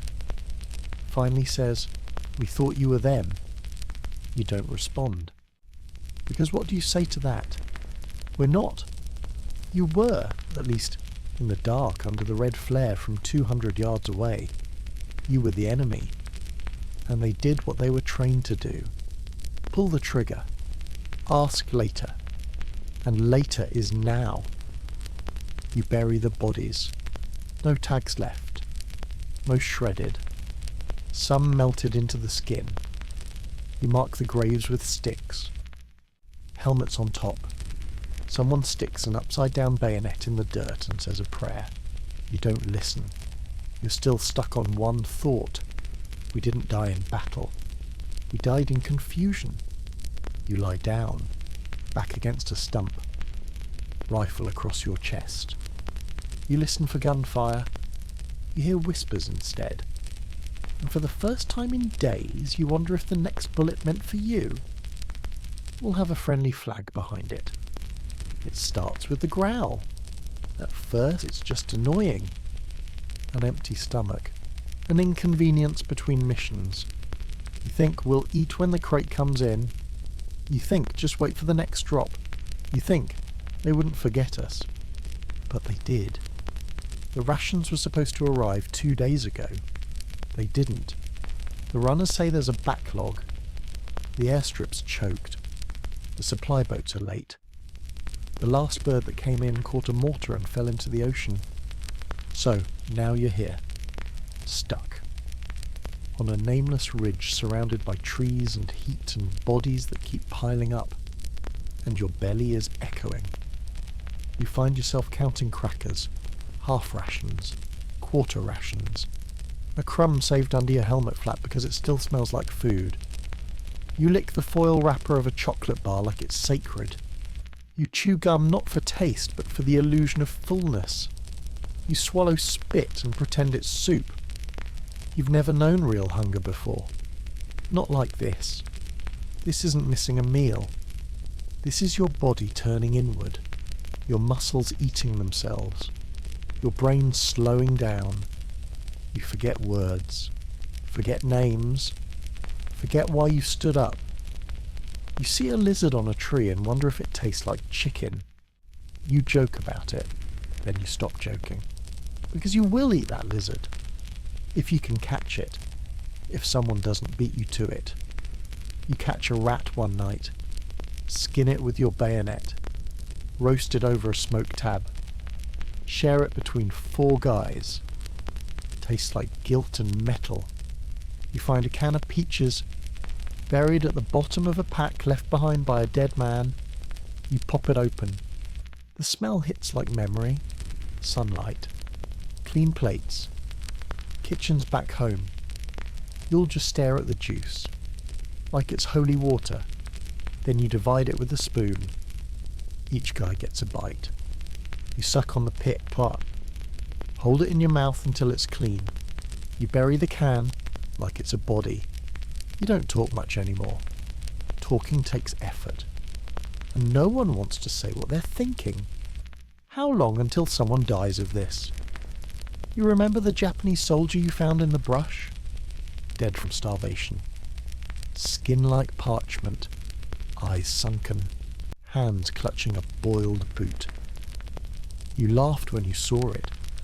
Then you stopped. Because now you understand. You look at your own boots. Wonder if the leather could be shaved. Boiled. Swallowed. You hear stories. About units eating tree bark. Eating leaves. Eating each other. You don't believe them. Then again, you didn't believe in men melting in bunkers either. But you saw it. Smelled it. Now the jungle smells like rot and desperation. One guy eats dirt. Says it helps his stomach settle. He throws it up an hour later. Another guy hoards crackers. Sleeps on top of them. They melt into his uniform during the day. He refuses to share. Until someone holds a knife to his throat. Then he cries. Because that was his last one. You start chewing on bullets. Just for the pressure. Just for something to do. And when you sleep, if you sleep, you dream of bread. Real bread. Soft and warm. Not the hardtack you break your teeth on. You wake up crying. Quietly. Shamefully. You catch yourself thinking things you never thought before. Like, if Simmons doesn't make it, we could use his rations. You hate yourself. But the thought sticks. Hunger makes monsters. And not the kind that roar, the kind that whisper. You see a crate dropped half a mile away, no parachute. Busted open. Contents gone. Locals. Scavengers? Crows? Doesn't matter. You were too late. The lieutenant, well, the guy acting like the lieutenant now, tells you to hold your position. Help is coming. Rations are coming. Relief is coming. But he's lost 20 pounds and shakes when he stands. You don't believe him. The sun is higher now. Your uniform is 2 sizes too big. You've tightened your belt 3 times. You don't bother unbuttoning your trousers anymore. There's nothing left to squeeze. You find a pack of powdered eggs. You cry over it. Not because of what it is, but because it's something. You mix it with canteen water. Stir it with a stick. Drink it warm. You vomit anyway. Your stomach can't remember how food works. Then you feel worse. Not because it hurt, but because you wasted it. Every swallow is currency now. Every calorie a bargaining chip in a war you're losing with your own body. The worst part? The enemy is hungry too. You find one of their bodies, gaunt, half naked, canteen filled with insects. He has no ammo, no food, just a photo of a child and a dried fish tied to his belt. You take it, clean it, eat it, no hesitation. You bury the photo with him, not because you respect him, because you know someone might do the same for you. Because if it doesn't come soon, the food, the relief, the end, you'll be the one someone else chews through. Because hunger, it's not just a feeling, it's a weapon. And right now, it's winning. You don't remember the last time you saw a real doctor. Not a medic with a field kit. Not some poor bastard with a Red Cross armband and a morphine syringe. A real doctor, with clean hands, with lights, with options.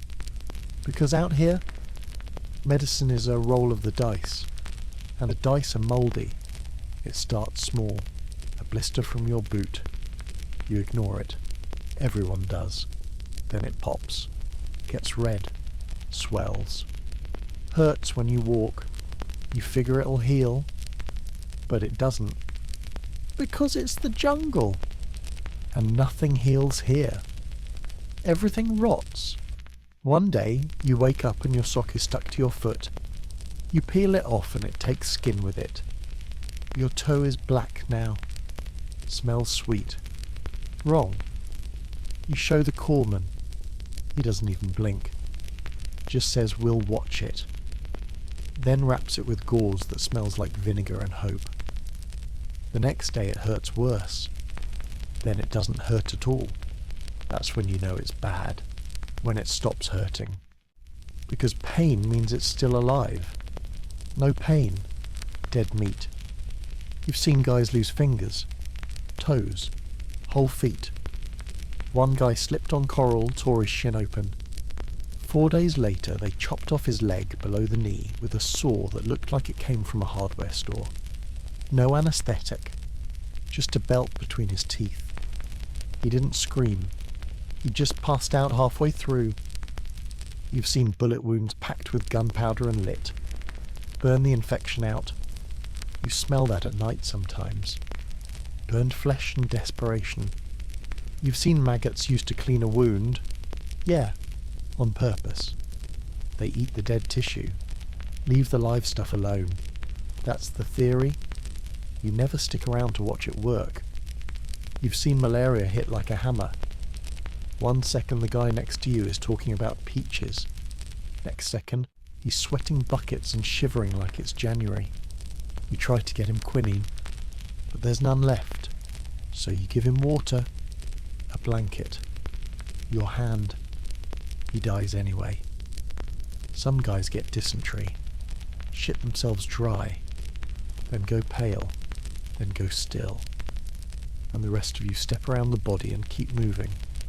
Because there's no hospital waiting, no ambulance, no nurses, Just mud and blood and whatever's left in that filthy field kit. The corpsman in your unit has a name. You forgot it. Everyone calls him Doc, even though he isn't one. He's just a guy with a pouch full of gauze, morphine, and more bad memories than bandages. He works 12 hours a day, sometimes 24. He shakes constantly. His hands never stop moving, wrapping, stitching, checking pulses that are never strong enough. You watch him one night, sitting on a rock, sharpening a knife. He sees you watching, says nothing, just nods.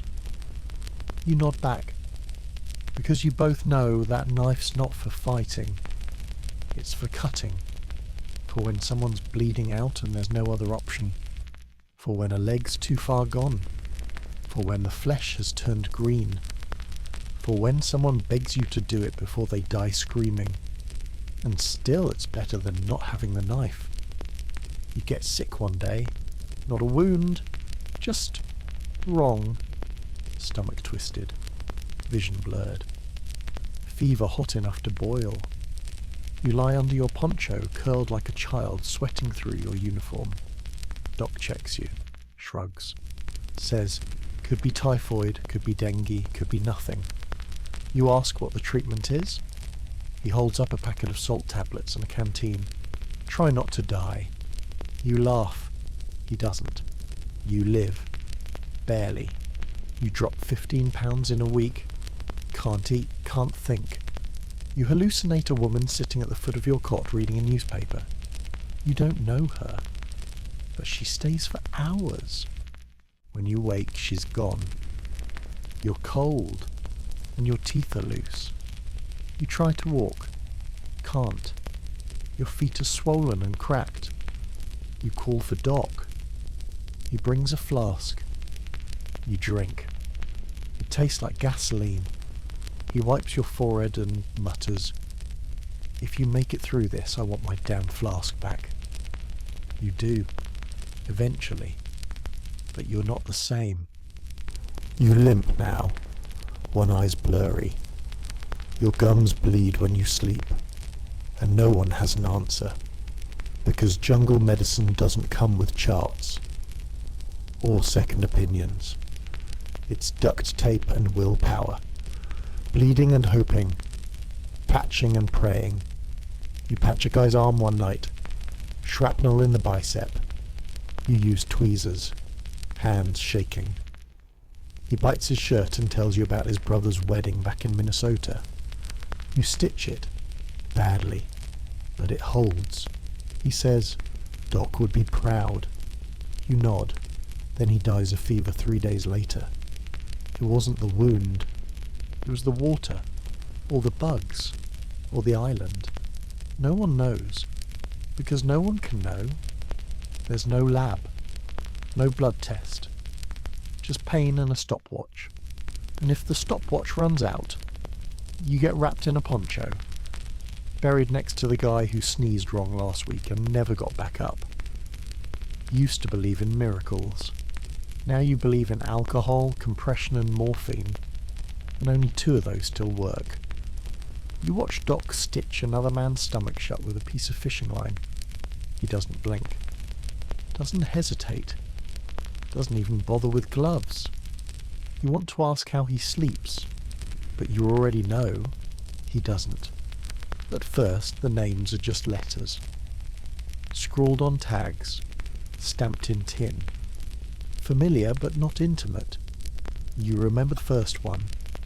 McAllister. Big guy. From somewhere in Indiana. Liked baseball. Laughed loud. Took a round to the chest on his second day ashore. You buried him under a palm tree. Marked it with his helmet and a stick. Said a prayer. Didn't know which god to aim it at. Back then, it shook you. The finality of it. The stillness. Now it's routine. You have a method. Dig shallow. Tuck the arms in. Remove the tags. Keep one. Bury the other. Sometimes You say a few words. Sometimes you don't. Sometimes you're too hungry, too tired, too angry. But lately, you've started doing something different. You name them. Not just with their real names, other names, nicknames, story names. The kind you whisper over the grave so the jungle doesn't take them completely. Boston. Red. Sleepy. Beans. You give them identities that feel more like them than what was on the paperwork. Because the longer the war goes on, the more the dog tags feel fake. And the nicknames?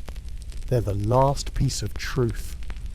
You bury Simmons and call him Echo, because of how he repeated every damn thing you said. You bury Vasquez and call him King, because of the way he used to wear his helmet tilted like a crown.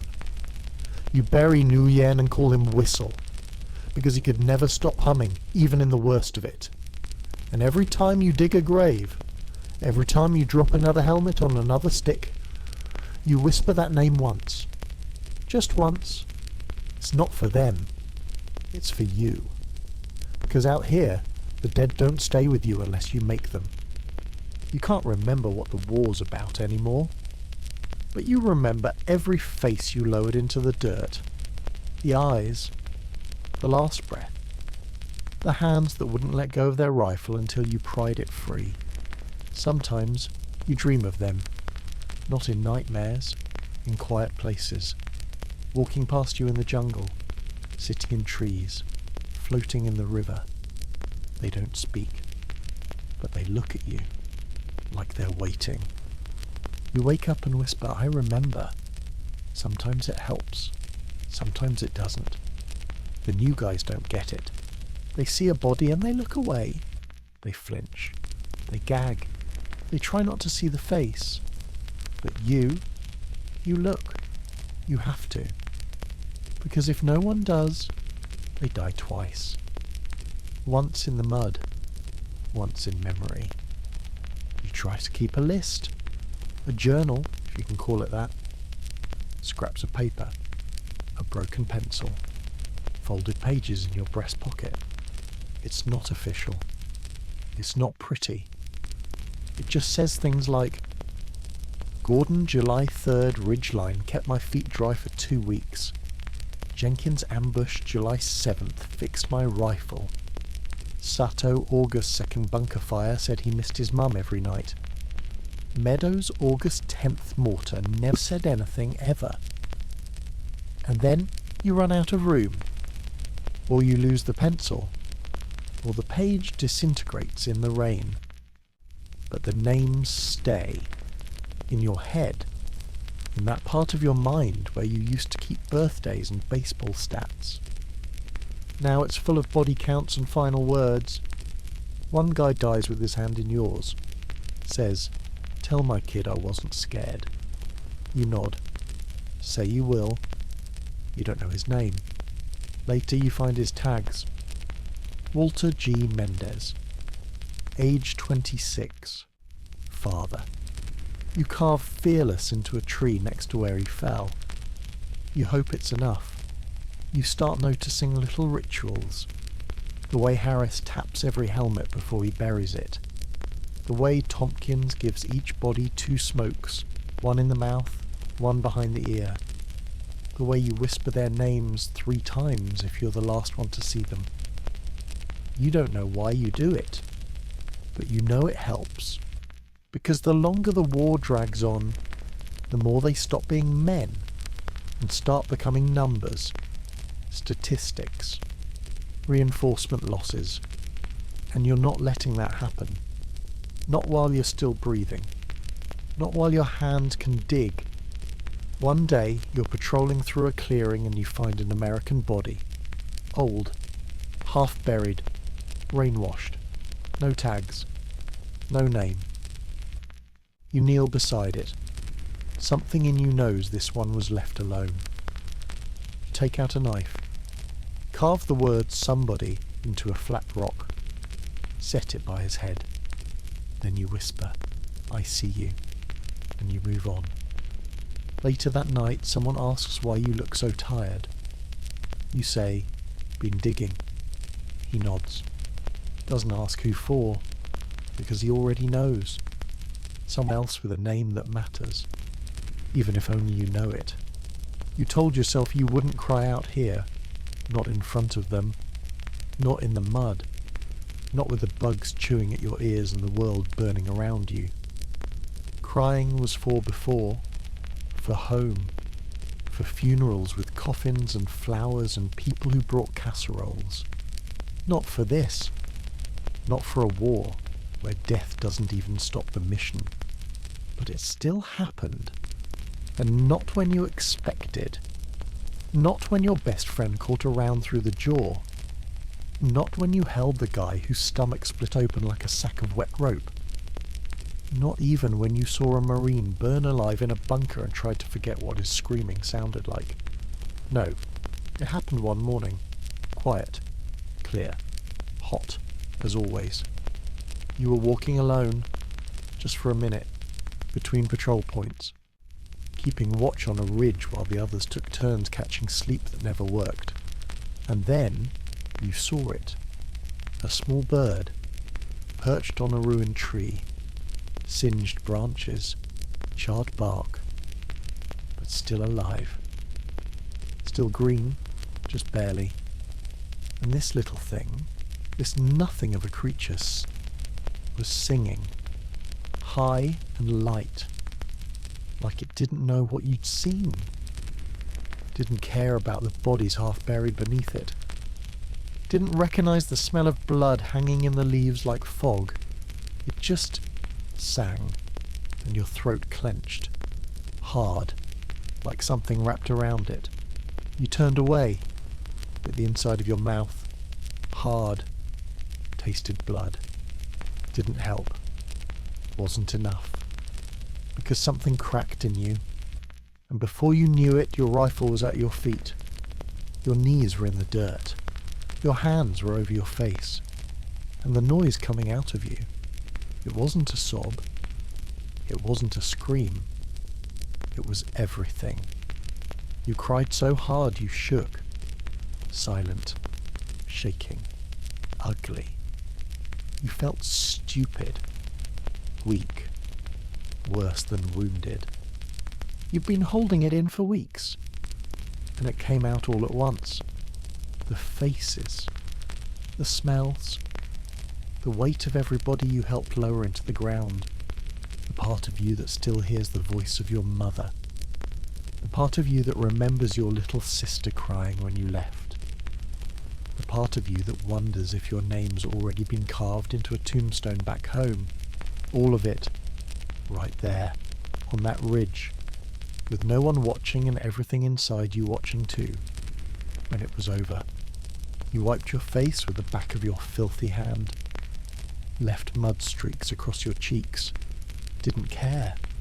You sat for a while longer, didn't move, didn't want to, and the bird, still there, still singing, like it was telling you, you're not done yet. That night you didn't tell anyone. Of course not. You joked.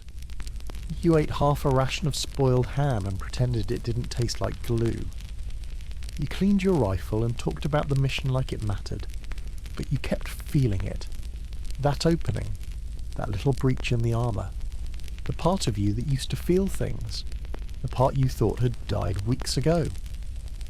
You started noticing things again, like how Matthews has a stutter when he's scared, or how Boone hums lullabies in his sleep. You stopped avoiding the letters in your pack. You even wrote one, to no one. Just a letter that started with, "Dear whoever's still alive." You don't know if it'll ever be sent.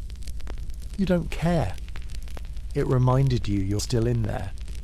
Somewhere. Later you told Doc, half a joke. "Think I'm cracking?" He didn't laugh. Just nodded and said, "About damn time."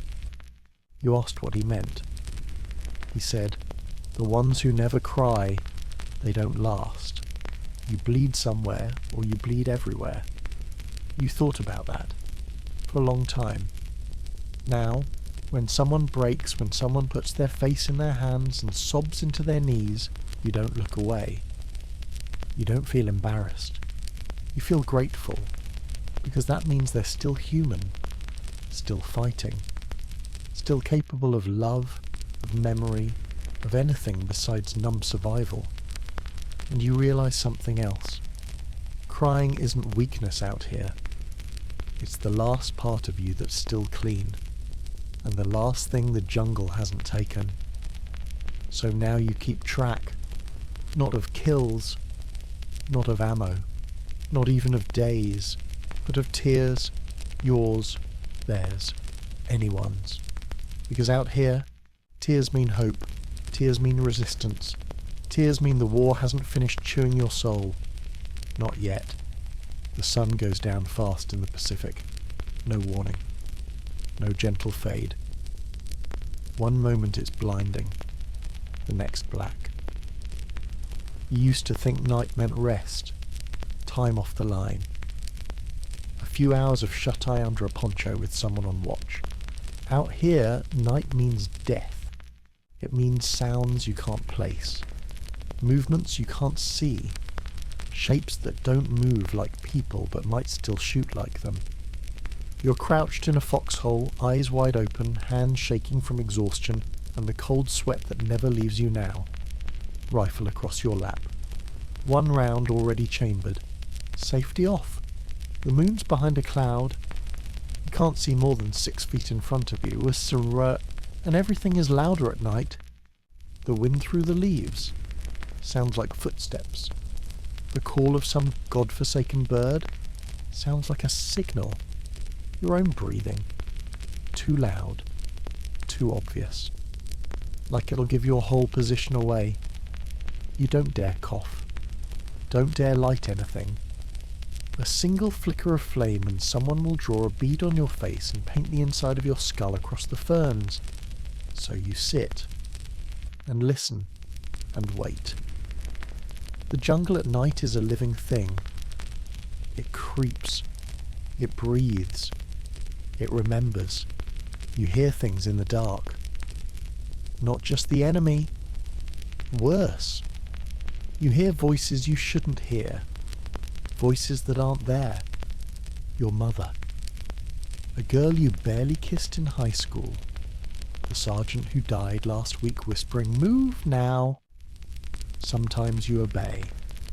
You change position. Belly crawl 30 feet across mud and roots because some whisper told you to. And then, 10 minutes later, a mortar hits where you used to be. Coincidence? Maybe. But out here, paranoia is safer than logic. You stop checking your watch. It doesn't matter anymore. There's no morning. There's only if you make it to the next light. You shift in the hole. Careful not to rustle your poncho too loud. You hear someone whisper 6 o'clock, and you turn, rifle up, breath held. It's just Murphy. He's shaking. Tears in his eyes. He says, "I saw something move." You look. Nothing. But you believe him. Because night in the jungle plays games. It knows your weakness, your fatigue, your need to believe that something is moving, because at least then your fear has a shape. Sometimes you shoot at shadows. Sometimes you don't shoot at all, and wish you had. There was that night 3 weeks ago. You froze. Saw a figure move through the trees.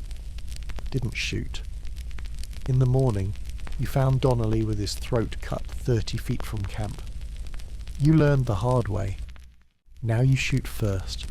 Ask forgiveness later. You haven't seen your own face in weeks, but you feel what it's become. Tighter. Sunken. Eyes always darting. You don't smile anymore. You don't even think about smiling. Out here, a grin is a waste of energy. Sometimes guys go missing at night. No sound. No scream. Just gone.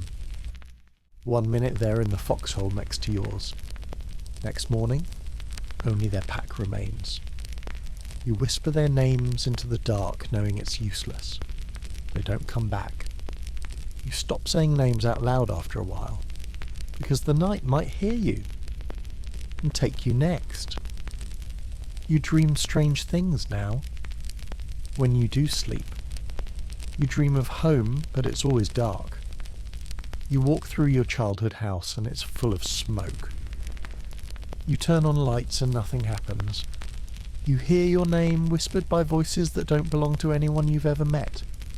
Sometimes you dream of the jungle itself, but it has eyes and teeth, and it breathes. You wake up drenched, rifle clutched to your chest, mouth dry as paper.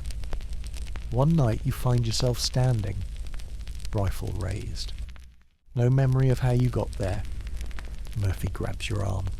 What the hell are you doing? You look at him, then at the trees. You swear something was there, watching. He says, "Get back in your hole, man." You do, but you don't sleep. You just wait for dawn, for orders, for anything, because night is a weapon. The enemy doesn't need to shoot. The jungle does it for them. Sleep deprivation, paranoia, friendly fire, accidents in the dark. You've seen men snap in the middle of a night watch, firing wildly into the trees, screaming at shadows. You've held them down, disarmed them, tied them to a tree until they stopped shaking. One didn't stop. He just stared at the sky until the sun came up. And then he shot himself. You didn't even flinch, because you understood night broke him. Night almost broke you, and maybe it still will. Because even when morning comes, even when the sky goes pale and the jungle shifts back into green instead of black, you don't feel relief. You just feel time resetting, until it happens again, and it will. Tonight. Tomorrow. Every night until someone decides you've had enough and pulls you off this island. Or until the jungle swallows you too. Because out here, the enemy wears many faces. But the one that scares you most comes after sunset. You don't know what day it is. Haven't for a while. Someone says it's August. Someone else says September. You don't care. The calendar stopped meaning anything once the bullets started flying. Once the sky stopped being something you looked at for weather and started being a place where things fell from mortars, bodies, God maybe. But you remember smells. Vivid. Undeniable. Permanent. You forget the date of your last birthday. But you remember the way blood smells when it mixes with seawater.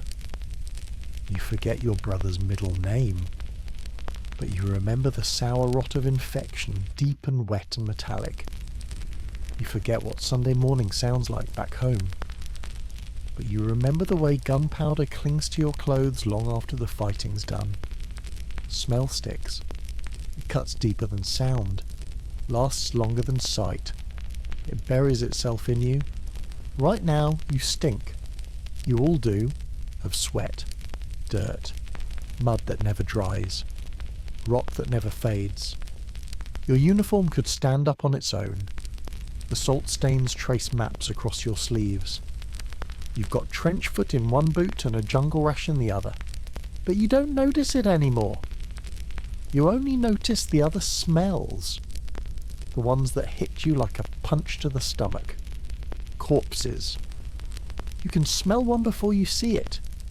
Even through the jungle, even through rain, it hits you from a distance. Sweet, sick, too ripe, like fruit that's been left out in the sun, bloated and buzzing. You gag sometimes, still, even now. And there's always flies, so many. You wave them away, but they land again, and again. You've learned how to breathe through your mouth. To trick your brain. It doesn't work. Some smells go beyond your nose. They burrow into your memory. You catch a whiff of oil one morning. Just oil standard rifle cleaning. But for a moment you're in your dad's garage again. Age 12. Fixing a lawnmower you broke. Oil on your hands, sun on your back. Radio humming from the window. It's gone in seconds, but you choke up anyway. You don't cry. You don't, but your hands shake for a while after that. Another day, you're scavenging rations from a blown-out supply dump. You crack open a box and something hits you coffee. Not jungle coffee. Real coffee. The kind that used to fill the kitchen before school.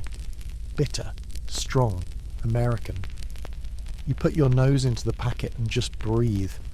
You forget where you are for a second. And then someone yells, "Move up!" You seal the pack. Pocket it. Don't even drink it. Because it's not about taste. It's about remembering rain. About smelling something that doesn't reek of death. But mostly the smells are bad. Burnt flesh. You'll never forget that one. It's like pork. You hate that it's like pork. You hate that you know that. Because it makes it too familiar. Too normal. Too close. You caught it first when clearing a bunker. After a flamethrower sweep. The walls were still dripping. Charred bodies melted to the dirt. You swallowed bile, kept your face blank, kept moving. But later, alone, you threw up. 3 times. Now you recognize it instantly. The way the air feels hotter around it. The way your body reacts even before your brain catches up. Even when the others stop noticing, you do. You always do. Gasoline, gunmetal, jungle rot. The strange ozone smell of lightning about to strike. The copper tang of blood. All of it lives with you. One time, a new guy finds a pack of old candy in a care package. He offers it around. You pop one in your mouth, and then it happens. Grape. Artificial. It hits the roof of your mouth and shatters something in you. Because suddenly, you're 8 again. Halloween. Wool sweater. Laughing. And it hurts. Because you remember who you used to be. And how far you are from that now. You spit the candy out. He doesn't ask why. You catch him doing the same thing later. Different candy. Same look in his eyes. Because smell betrays you. It takes you home. Just long enough to make coming back to the jungle feel like dying twice. You write a letter that night. You don't send it. You just write. The smells are worse than the sights, because they stay. Long after the bodies are gone, you fold it, put it in your breast pocket, like maybe someone will read it someday and understand. Or maybe not. Maybe it'll just rot like everything else out here. But the truth is, when the war ends, if it ends, you won't remember the days. You won't remember the number of miles you marched, or how many bullets you fired, or even the faces of some of the guys you lost. But you'll remember the smell of burnt canvas after an air raid, the stink of a trench after 3 days of rain, the diesel sting of a landing craft idling offshore, the rotting jungle after a week without wind, the smell of you, feral, filthy, fading. And you'll remember one more thing, that you lived in a world where everything smelled like death, except for the 1 second something didn't, and how that 1 second hurt worse than all the rest. You want to believe there's a reason for all this, a purpose, an enemy, a clear line between good and evil. But the deeper into the island you go, the less any of it matters. Because the truth creeps in slowly, like everything else out here, until one day you just know. The island doesn't care. It's not working against you. It's not rooting for the enemy. is not waiting to be liberated or conquered. It just is. And you're a visitor, a temporary disruption, like a wound on its surface. And like any wound, the island will scab, scar, and forget you were ever there. You fall into a flooded ravine one morning chasing a recon contact. Waist deep in sludge, mosquitoes swarming, leeches crawling into your socks. You scream, not in pain, in frustration. Because this isn't war. This isn't some grand strategy. This is mud trying to eat you. You claw your way out, covered in things you don't name. You spit out water that tastes like rotten iron. You're not even angry anymore. You just whisper, "Of course." Because everything here exists to erase you. Trees that slice open your arms, roots that twist your ankle in the dark, insects that lay eggs in your skin, fungi that bloom inside your boots. You step over a log and it snaps back. Thorns rake your leg. You curse out loud, but the jungle doesn't answer. It never does. No matter how loud you yell, no matter how many men die, no matter how much fire you pour into it, it never answers. It just grows, regrows, outgrows you. You burned a village last week, not out of hate, out of necessity. Sniper fire came from it. Orders were clear. Sweep and torch. So you did. You watched the flames climb the walls. Watched the palm roofs collapse in on themselves. Watched the smoke twist into the sky. The next morning, you passed that same spot. Ashes still warm. The stink still sharp. But green shoots had already started sprouting through the cracks. Like nothing happened. Like it had all been a brief mistake, and now the island was correcting it. You see a line of ants carrying a dead beetle across a helmet. It's someone's helmet. You don't remember who. You don't pick it up. The ants don't care.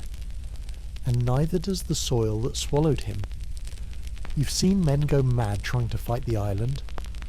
One guy tried to cut his way through a dense patch of vines for an hour. By the end, he was slashing at the air, screaming.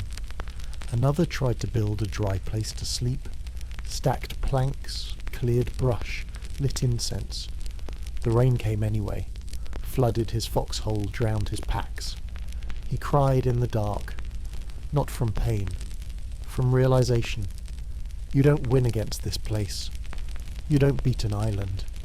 You endure it. You rot slower than everything else. That's the only measure of success. You remember the maps from the briefing room?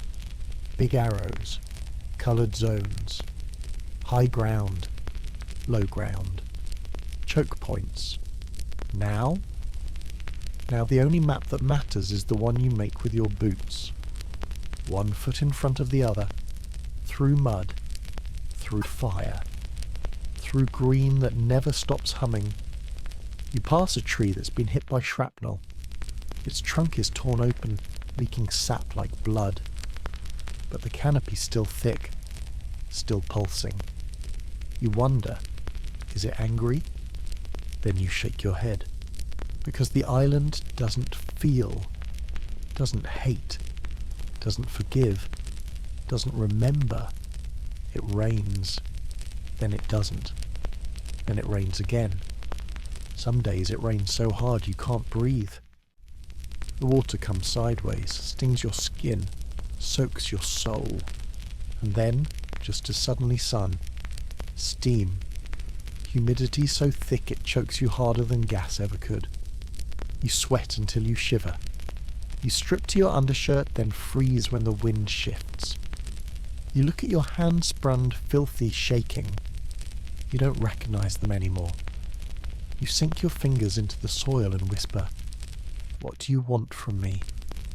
The earth doesn't speak, because the island doesn't want anything. It just is. The only thing you can do is not die on it. You've learned not to lean on trees. Some have ants, others poison bark. One had a snake. You've learned not to rest too long in the same spot. The island notices stillness and punishes it. You've learned to stop talking about after, because the island listens and laughs. You've stopped saying when we get home. You say if. You pass the remains of a crashed plane, engine gutted, wings torn off, vines strangling the fuselage. It looks like it's always been part of the jungle, like it grew here. And maybe it did. You feel like that sometimes, like you didn't land here. You sprouted. You bloomed out of the mud with your rifle and your helmet and your 1,000-yard stare. And when you die, you won't fall. You'll just sink back into the dirt, where the island can forget you, where it always wanted you anyway. It hits you one morning, quiet as a whisper. You're not here anymore. Not really. Your boots are on the ground. Your hands still grip the rifle. You still duck when mortars fall, still crawl when the sergeant barks, still eat when someone shoves rations into your lap. But you, the part that felt things, the part that remembered your name before someone screamed it across a field of fire, that part's gone, or at least fading. You move like a shadow now, seen but not felt, present but not there. They call your name and you turn, but there's a second of delay, like your soul had to catch up to your body. You look in puddles and don't recognise the reflection. Your face isn't your face anymore. It's a mask of sweat and stubble and sunburn and silence. Your eyes are hollow, not scared, not sad, just empty. There are moments when you laugh or pretend to. Someone cracks a joke and you force a noise out of your throat that sounds like something human. But it's not. Because somewhere between the beach and the jungle, you stopped being a man and started being a ghost, half here, half memory, held together by habit and orders and the vague, flickering idea that if you just keep walking, maybe you'll make it out. But even that's starting to fade. You see things now, not hallucinations, memories. They blend into the real. You blink and see your kitchen at home where a bunker used to be. You close your eyes and you're back in your old school hallway, except the lockers are rusted and blood-soaked, and the bell sounds like incoming artillery. You talk to people who aren't there, whisper names of the dead and then look around to see who heard you. You move through the jungle like it's your afterlife. And maybe it is. Maybe you died weeks ago. And this is just the in-between. One guy asks you if you're okay. You nod. Of course. Standard reply. He doesn't press. Because he's half ghost too. You can see it in the way his eyes drift when no one's talking to him. You've started forgetting words. You call your rifle a thing. You call your friend him. You forget your own middle name. You can remember gunner range in meters but not the street you grew up on. Sometimes you just stand still. Not resting. Not thinking. Just stuck. Like a record skipping in the mud. No one notices. Because they're stuck too. You're all ghosts. Wearing helmets. Carrying rifles. Haunting the island you can't leave. There was a time you wrote letters. Then you stopped. Then you started again. But now you write things like, I hope you remember me, because I don't. You don't know who you're writing to anymore. Family? God? Yourself? Doesn't matter. You never send them. You just fold them into your pocket like a piece of yourself you're too afraid to let go of. You see someone die, shot clean through the chest. You don't flinch. You just blink. He hits the ground like a bag of wet cement. Someone drags him off the trail. No one says anything. There's no time. Later, someone asks, was that Henry? You shrug. You think so. He gave you a chocolate bar last week. Or maybe that was someone else. Hard to say. The ghost inside you doesn't bother checking. You used to be terrified of getting hit, of not making it home. Now, you think about it in abstract, not in fear, in logistics. If a mortar hits close, will it be fast? If you catch a round in the leg, will you bleed out before the corpsman gets to you? If you fall in the jungle and never come back, will anyone bother writing your name down? You're not hoping for it, but you're not running from it either. You're just here, fading. You're scared of going home, honestly, because home means light, noise, questions. Home means being asked how it was, what you saw, what you felt, and you don't have those answers anymore. All you have is a body, a uniform, a weapon, a smell. What if they don't recognise the ghost that gets off that boat? What if you don't? You sit alone one night. Stars overhead. Too many. Too bright. You used to wish on stars. Now you count them like shell holes. 1, 2, 3. Dead man, wounded man, lost man. You whisper to yourself. Not prayers, not thoughts, just words. To prove you still know how. You say, I am not dead, over and over. But it feels like a lie, because your voice doesn't sound like yours anymore. And your body, just a vessel, holding on to the last flicker of whatever you used to be. And that flicker, it's dim, but it's still there. And maybe, just maybe, that's enough. Home used to be a direction, something you could aim for. Point to on a map, count down the days, the miles, the battles, as if survival was a straight line with an end. Now it's a dream, soft around the edges, too perfect, too quiet, too far. You can't picture your front door anymore, or the kitchen, or your father's voice. You try, sometimes late at night, when the others are snoring, twitching, whispering in their sleep. You stare at the jungle canopy and try to conjure your childhood bedroom, the smell of laundry, the hum of the heater. But your brain replaces it with the stench of mildew, the sound of bugs, the creak of tree limbs under wind. Even your mum's face is starting to blur. You remember she wore her hair up, or maybe down. You think she had freckles, or was that someone else? You know you had a dog, but what kind? What colour?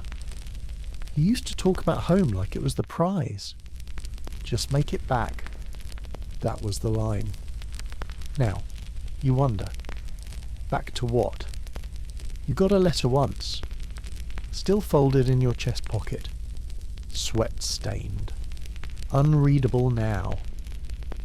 You've memorised the few lines you could still make out. We're all so proud of you. Stay safe. There's a roast waiting when you come home. You mouth those words sometimes. Roast. Safe. Proud. They feel like lines from a play you don't believe in anymore. Someone else's fantasy. Because when you really think about it, home doesn't feel real now. It feels made up. Like something you were told once to keep you moving. You watch the guys around you, how they talk about back home, but they don't say when. They say if I make it, I'm going to sit on my porch for a week. If I get out, I'll never wear boots again. If. Always if. Because part of you already suspects it. The man who gets off that boat at the end of all this, that's not you. That's a version of you that died on day 3 and doesn't know it yet.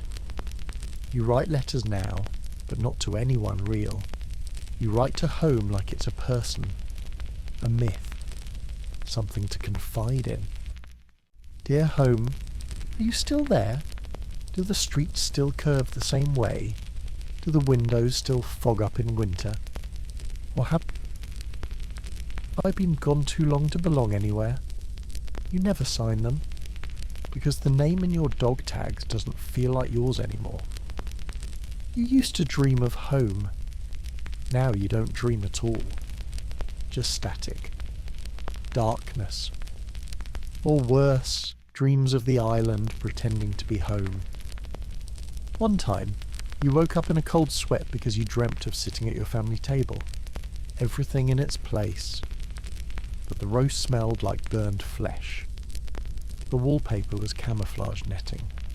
And when your sister smiled at you, her teeth were missing. You haven't slept well since. You watch someone crack once. He stares at a photograph until the image wears off from his fingers. Says, "She's gone. I know she is. I just don't know when it happened." You don't know what to say.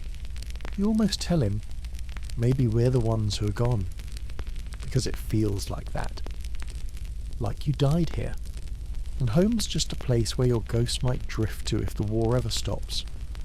You hear rumours of rotation, of guys being pulled out, sent back, reassigned. But when they leave, they don't talk. They don't look back. They just climb onto the boat or the plane with blank faces like statues being wheeled off a battlefield. You wonder what happens when they get back. Do they cry on the kitchen floor? Do they flinch at every loud sound? Do they sit in the middle of quiet rooms and panic because it's too quiet? Or do they stand in front of mirrors and wonder what happened to their eyes? You think of what you'll do if you ever make it. You tell yourself you'll go home and kiss the dirt. Or maybe you won't go inside at all. Maybe you'll just sit on the porch. Not because you miss it, but because four walls will feel like a trap after so long without them. You think about the little things. The click of a light switch. The smell of toast. The sound of a neighbour's lawnmower. You wonder if you'll cry the first time you hear a car engine that isn't attached to war. You wonder if you'll feel anything. Because right now, everything back home feels like a story someone once told you. A bedtime tale for soldiers. Once upon a time, you lived in a town where people knew your name, and the world didn't try to kill you every day. You want to believe it. But the more you bleed into this island, the more dirt you swallow, the more friends you bury, the less you believe anything waits on the other side. And even if it does, will you know how to walk those streets again? Will you know how to sleep in a bed without dreaming of vines wrapping around your legs? Will you know how to smile without thinking of the last person you saw smile right before their skull exploded? Home was supposed to save you. Now you're just trying to remember if it ever really existed. You used to talk about what you'd do after the war. You all did. It was part of the routine, a coping mechanism wrapped in pretend confidence. I'm going to open a bar.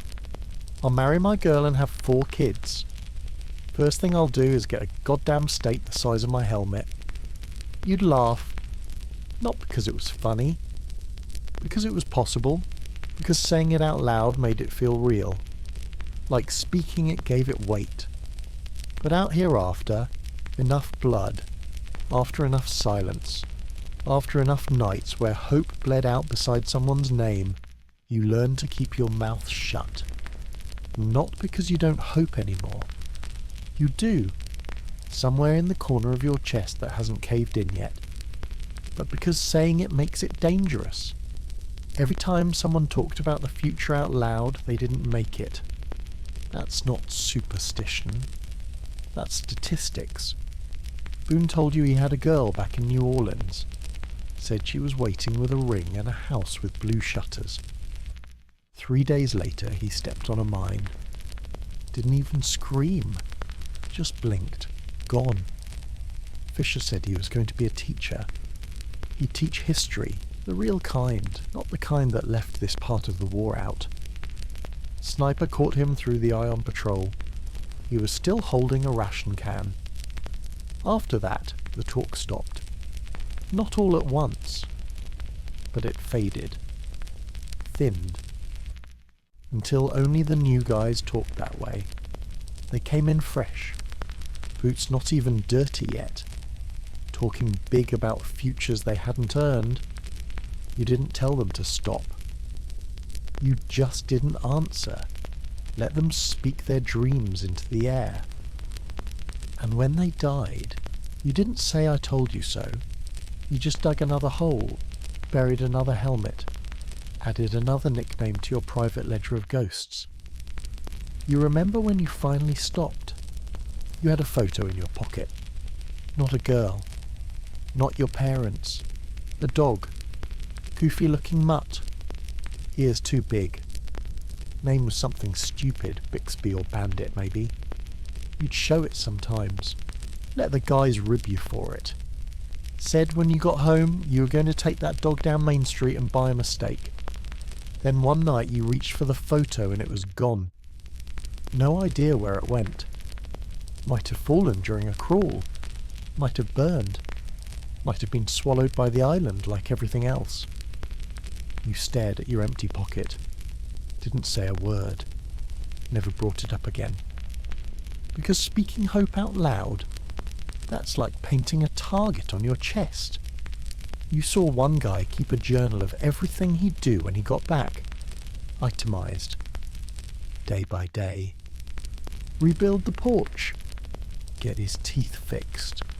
Take his daughter to a movie. You watched him scratch out each entry when someone died. One scratch, then another, until the page was nothing but black lines. He stopped writing. He still carried the book, but he never opened it again. You understand now. Hope is quiet now. It lives in your hands. The way you touch your last clean sock like it's sacred.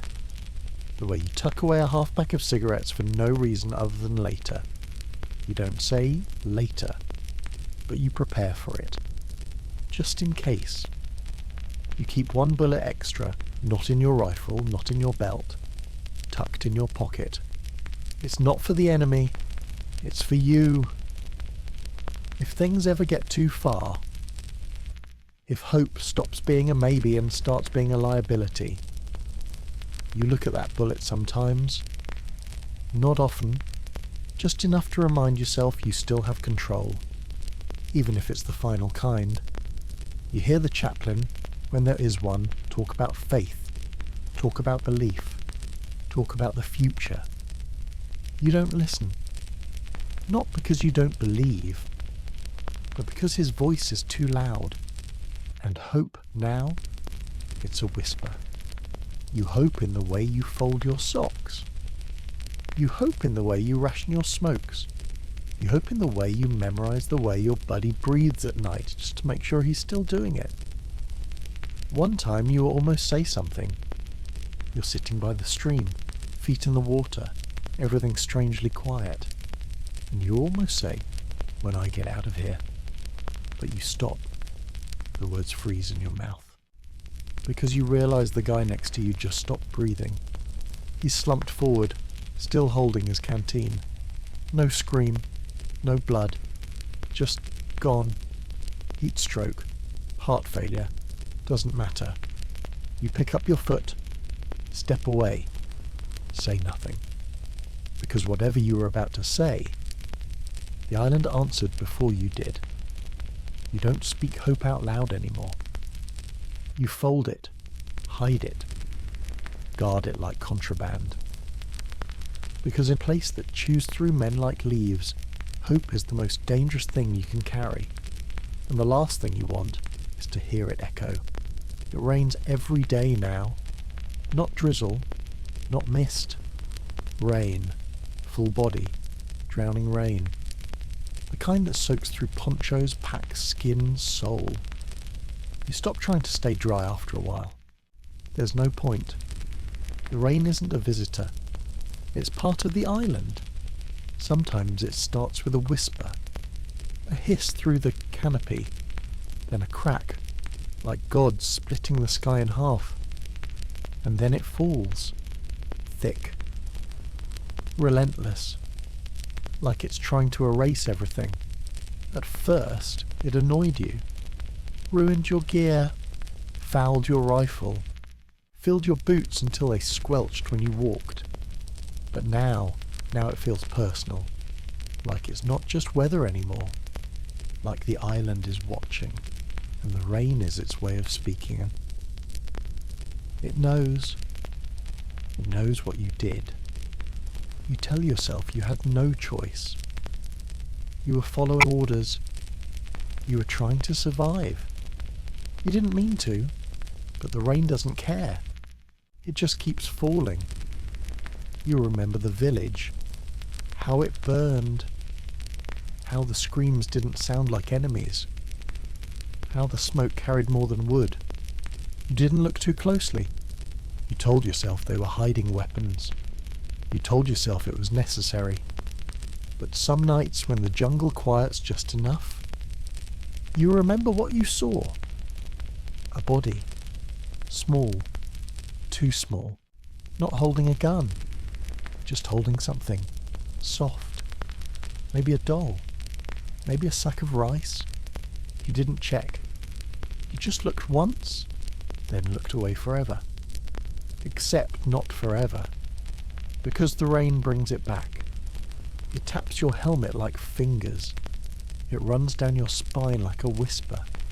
It slides into your eyes like memory. You lie there, soaked and silent, and you see it again. You want to believe everyone did things they regret, but you don't ask. Because maybe they didn't. Maybe it's just you. Maybe the jungle saw it. You try to confess once. To Doc. In a moment of exhaustion. Just you, him, and the hiss of another endless downpour. You say, I did something. He lights a smoke with shaking hands. Doesn't look at you. Just says, out here, we all did. But you don't finish your sentence. Because you're not sure if he's right. And the rain, it keeps falling. Soaking the words you didn't say. Washing your silence down the trail. Some nights you dream of drowning. Not fast, not violent. You're lying in your hole, the water level rising, Mark. You don't move. You just breathe in, and the water fills your mouth, your lungs, your thoughts. And it's peaceful. You wake up gasping, mouth full of mud. The rain's still falling. Always falling. You try to make it mean something. Maybe it's trying to clean you. Wash off the blood, the sin, the memories. But no matter how hard it rains, the guilt sticks. It grows mould. It festers under your skin. You start to hate the sound of it. Rain on canvas, rain on bone, rain on freshly dug graves. Every time you bury someone, the rain shows up. It waits until the last shovel scoop. Then it falls. Soft at first, then heavy, like a hand pressing down on your helmet. You think, it's not just rain, it's judgment. You remember watching a guy go silent after a firefight. Wouldn't talk. Wouldn't eat. Just sat in the rain for 3 straight days. Didn't blink. Didn't flinch. Didn't move. When someone finally approached him, he whispered, she was holding a baby. No one asked who. No one wanted to know. They just walked away. You passed him later, still sitting there, eyes to the sky, mouth open, like he was trying to let the rain drown him from the inside. You understand now, because the rain sees everything. It doesn't care who was right, who followed orders, who hesitated. It just falls, and falls, and falls. One night you take your helmet off and let it hit your bare head. You sit cross-legged in the mud. Close your eyes. You say nothing, because there's nothing left to say. You just let it come down. Let it touch every part of you that still remembers what you did, what you saw, what you chose. You think maybe this is what penance feels like? Cold, constant, never enough. You open your eyes. The jungle hasn't changed, but something inside you has. You're not clean. You'll never be clean. But for a moment, a small one, you feel seen, and you whisper, I'm still here. Not asking for forgiveness, not expecting absolution, just telling the rain the truth. Because maybe that's all you can do now. And the rain, it just keeps falling. At first, it's a slip, a whisper, a name under your breath. You're tired, too tired. Staring at the same patch of jungle for 10 hours straight, your mind chewing through itself to stay sharp. And then you say, you see that? No one answers. Someone loses a boot and you mutter, that's what you get for stealing Donnelly's extra socks. Someone laughs. But no one corrects you, because they've been doing it too. Everyone's got someone they still talk to. It's like carrying ghosts in your pockets. They keep you steady, keep you human. You catch a guy whispering at night. He's facing an empty bedroll, hands folded like prayer. You don't ask who he's talking to. You just nod, because you get it. You do the same thing. You even catch yourself leaving space on your left when you dig a foxhole. Like someone's still supposed to be there. Like maybe, if you leave them a place to lie down, they'll come back. You hear their voices sometimes. Not crazy. Not all the time. Just when things go quiet. When the jungle hum drops low. When your heart stops racing and your thoughts catch up to you. You hear Boone say, don't walk there. And you listen. Because 2 steps later you see the tripwire. You hear Nguyen hum that tune again, the one no one could place, but everyone recognised. A lullaby maybe, or a death song. You talk to Sato the most. He was the quiet one. Didn't speak unless he had something worth saying. Now you fill in both sides of the conversation. You say, what do you think? Move left? And he answers in your head. Left is suicide, go low around the ridge. You nod, take the low road, make it through. Maybe it's luck, maybe it's Sato. You don't care. Because it helps. It works. You feel them walking with you, not behind, not above, beside, like shadows stitched into your skin. One night you sit by a dying fire and start talking out loud. No one stops you. You say, remember the time McLaren shot that monkey and thought it was a sniper? You chuckle. No one laughs. But no one rolls their eyes either. Because they remember too. They miss it too. You keep going. Remember the time we found that crate of peaches? Real peaches, not the canned shit. You pause.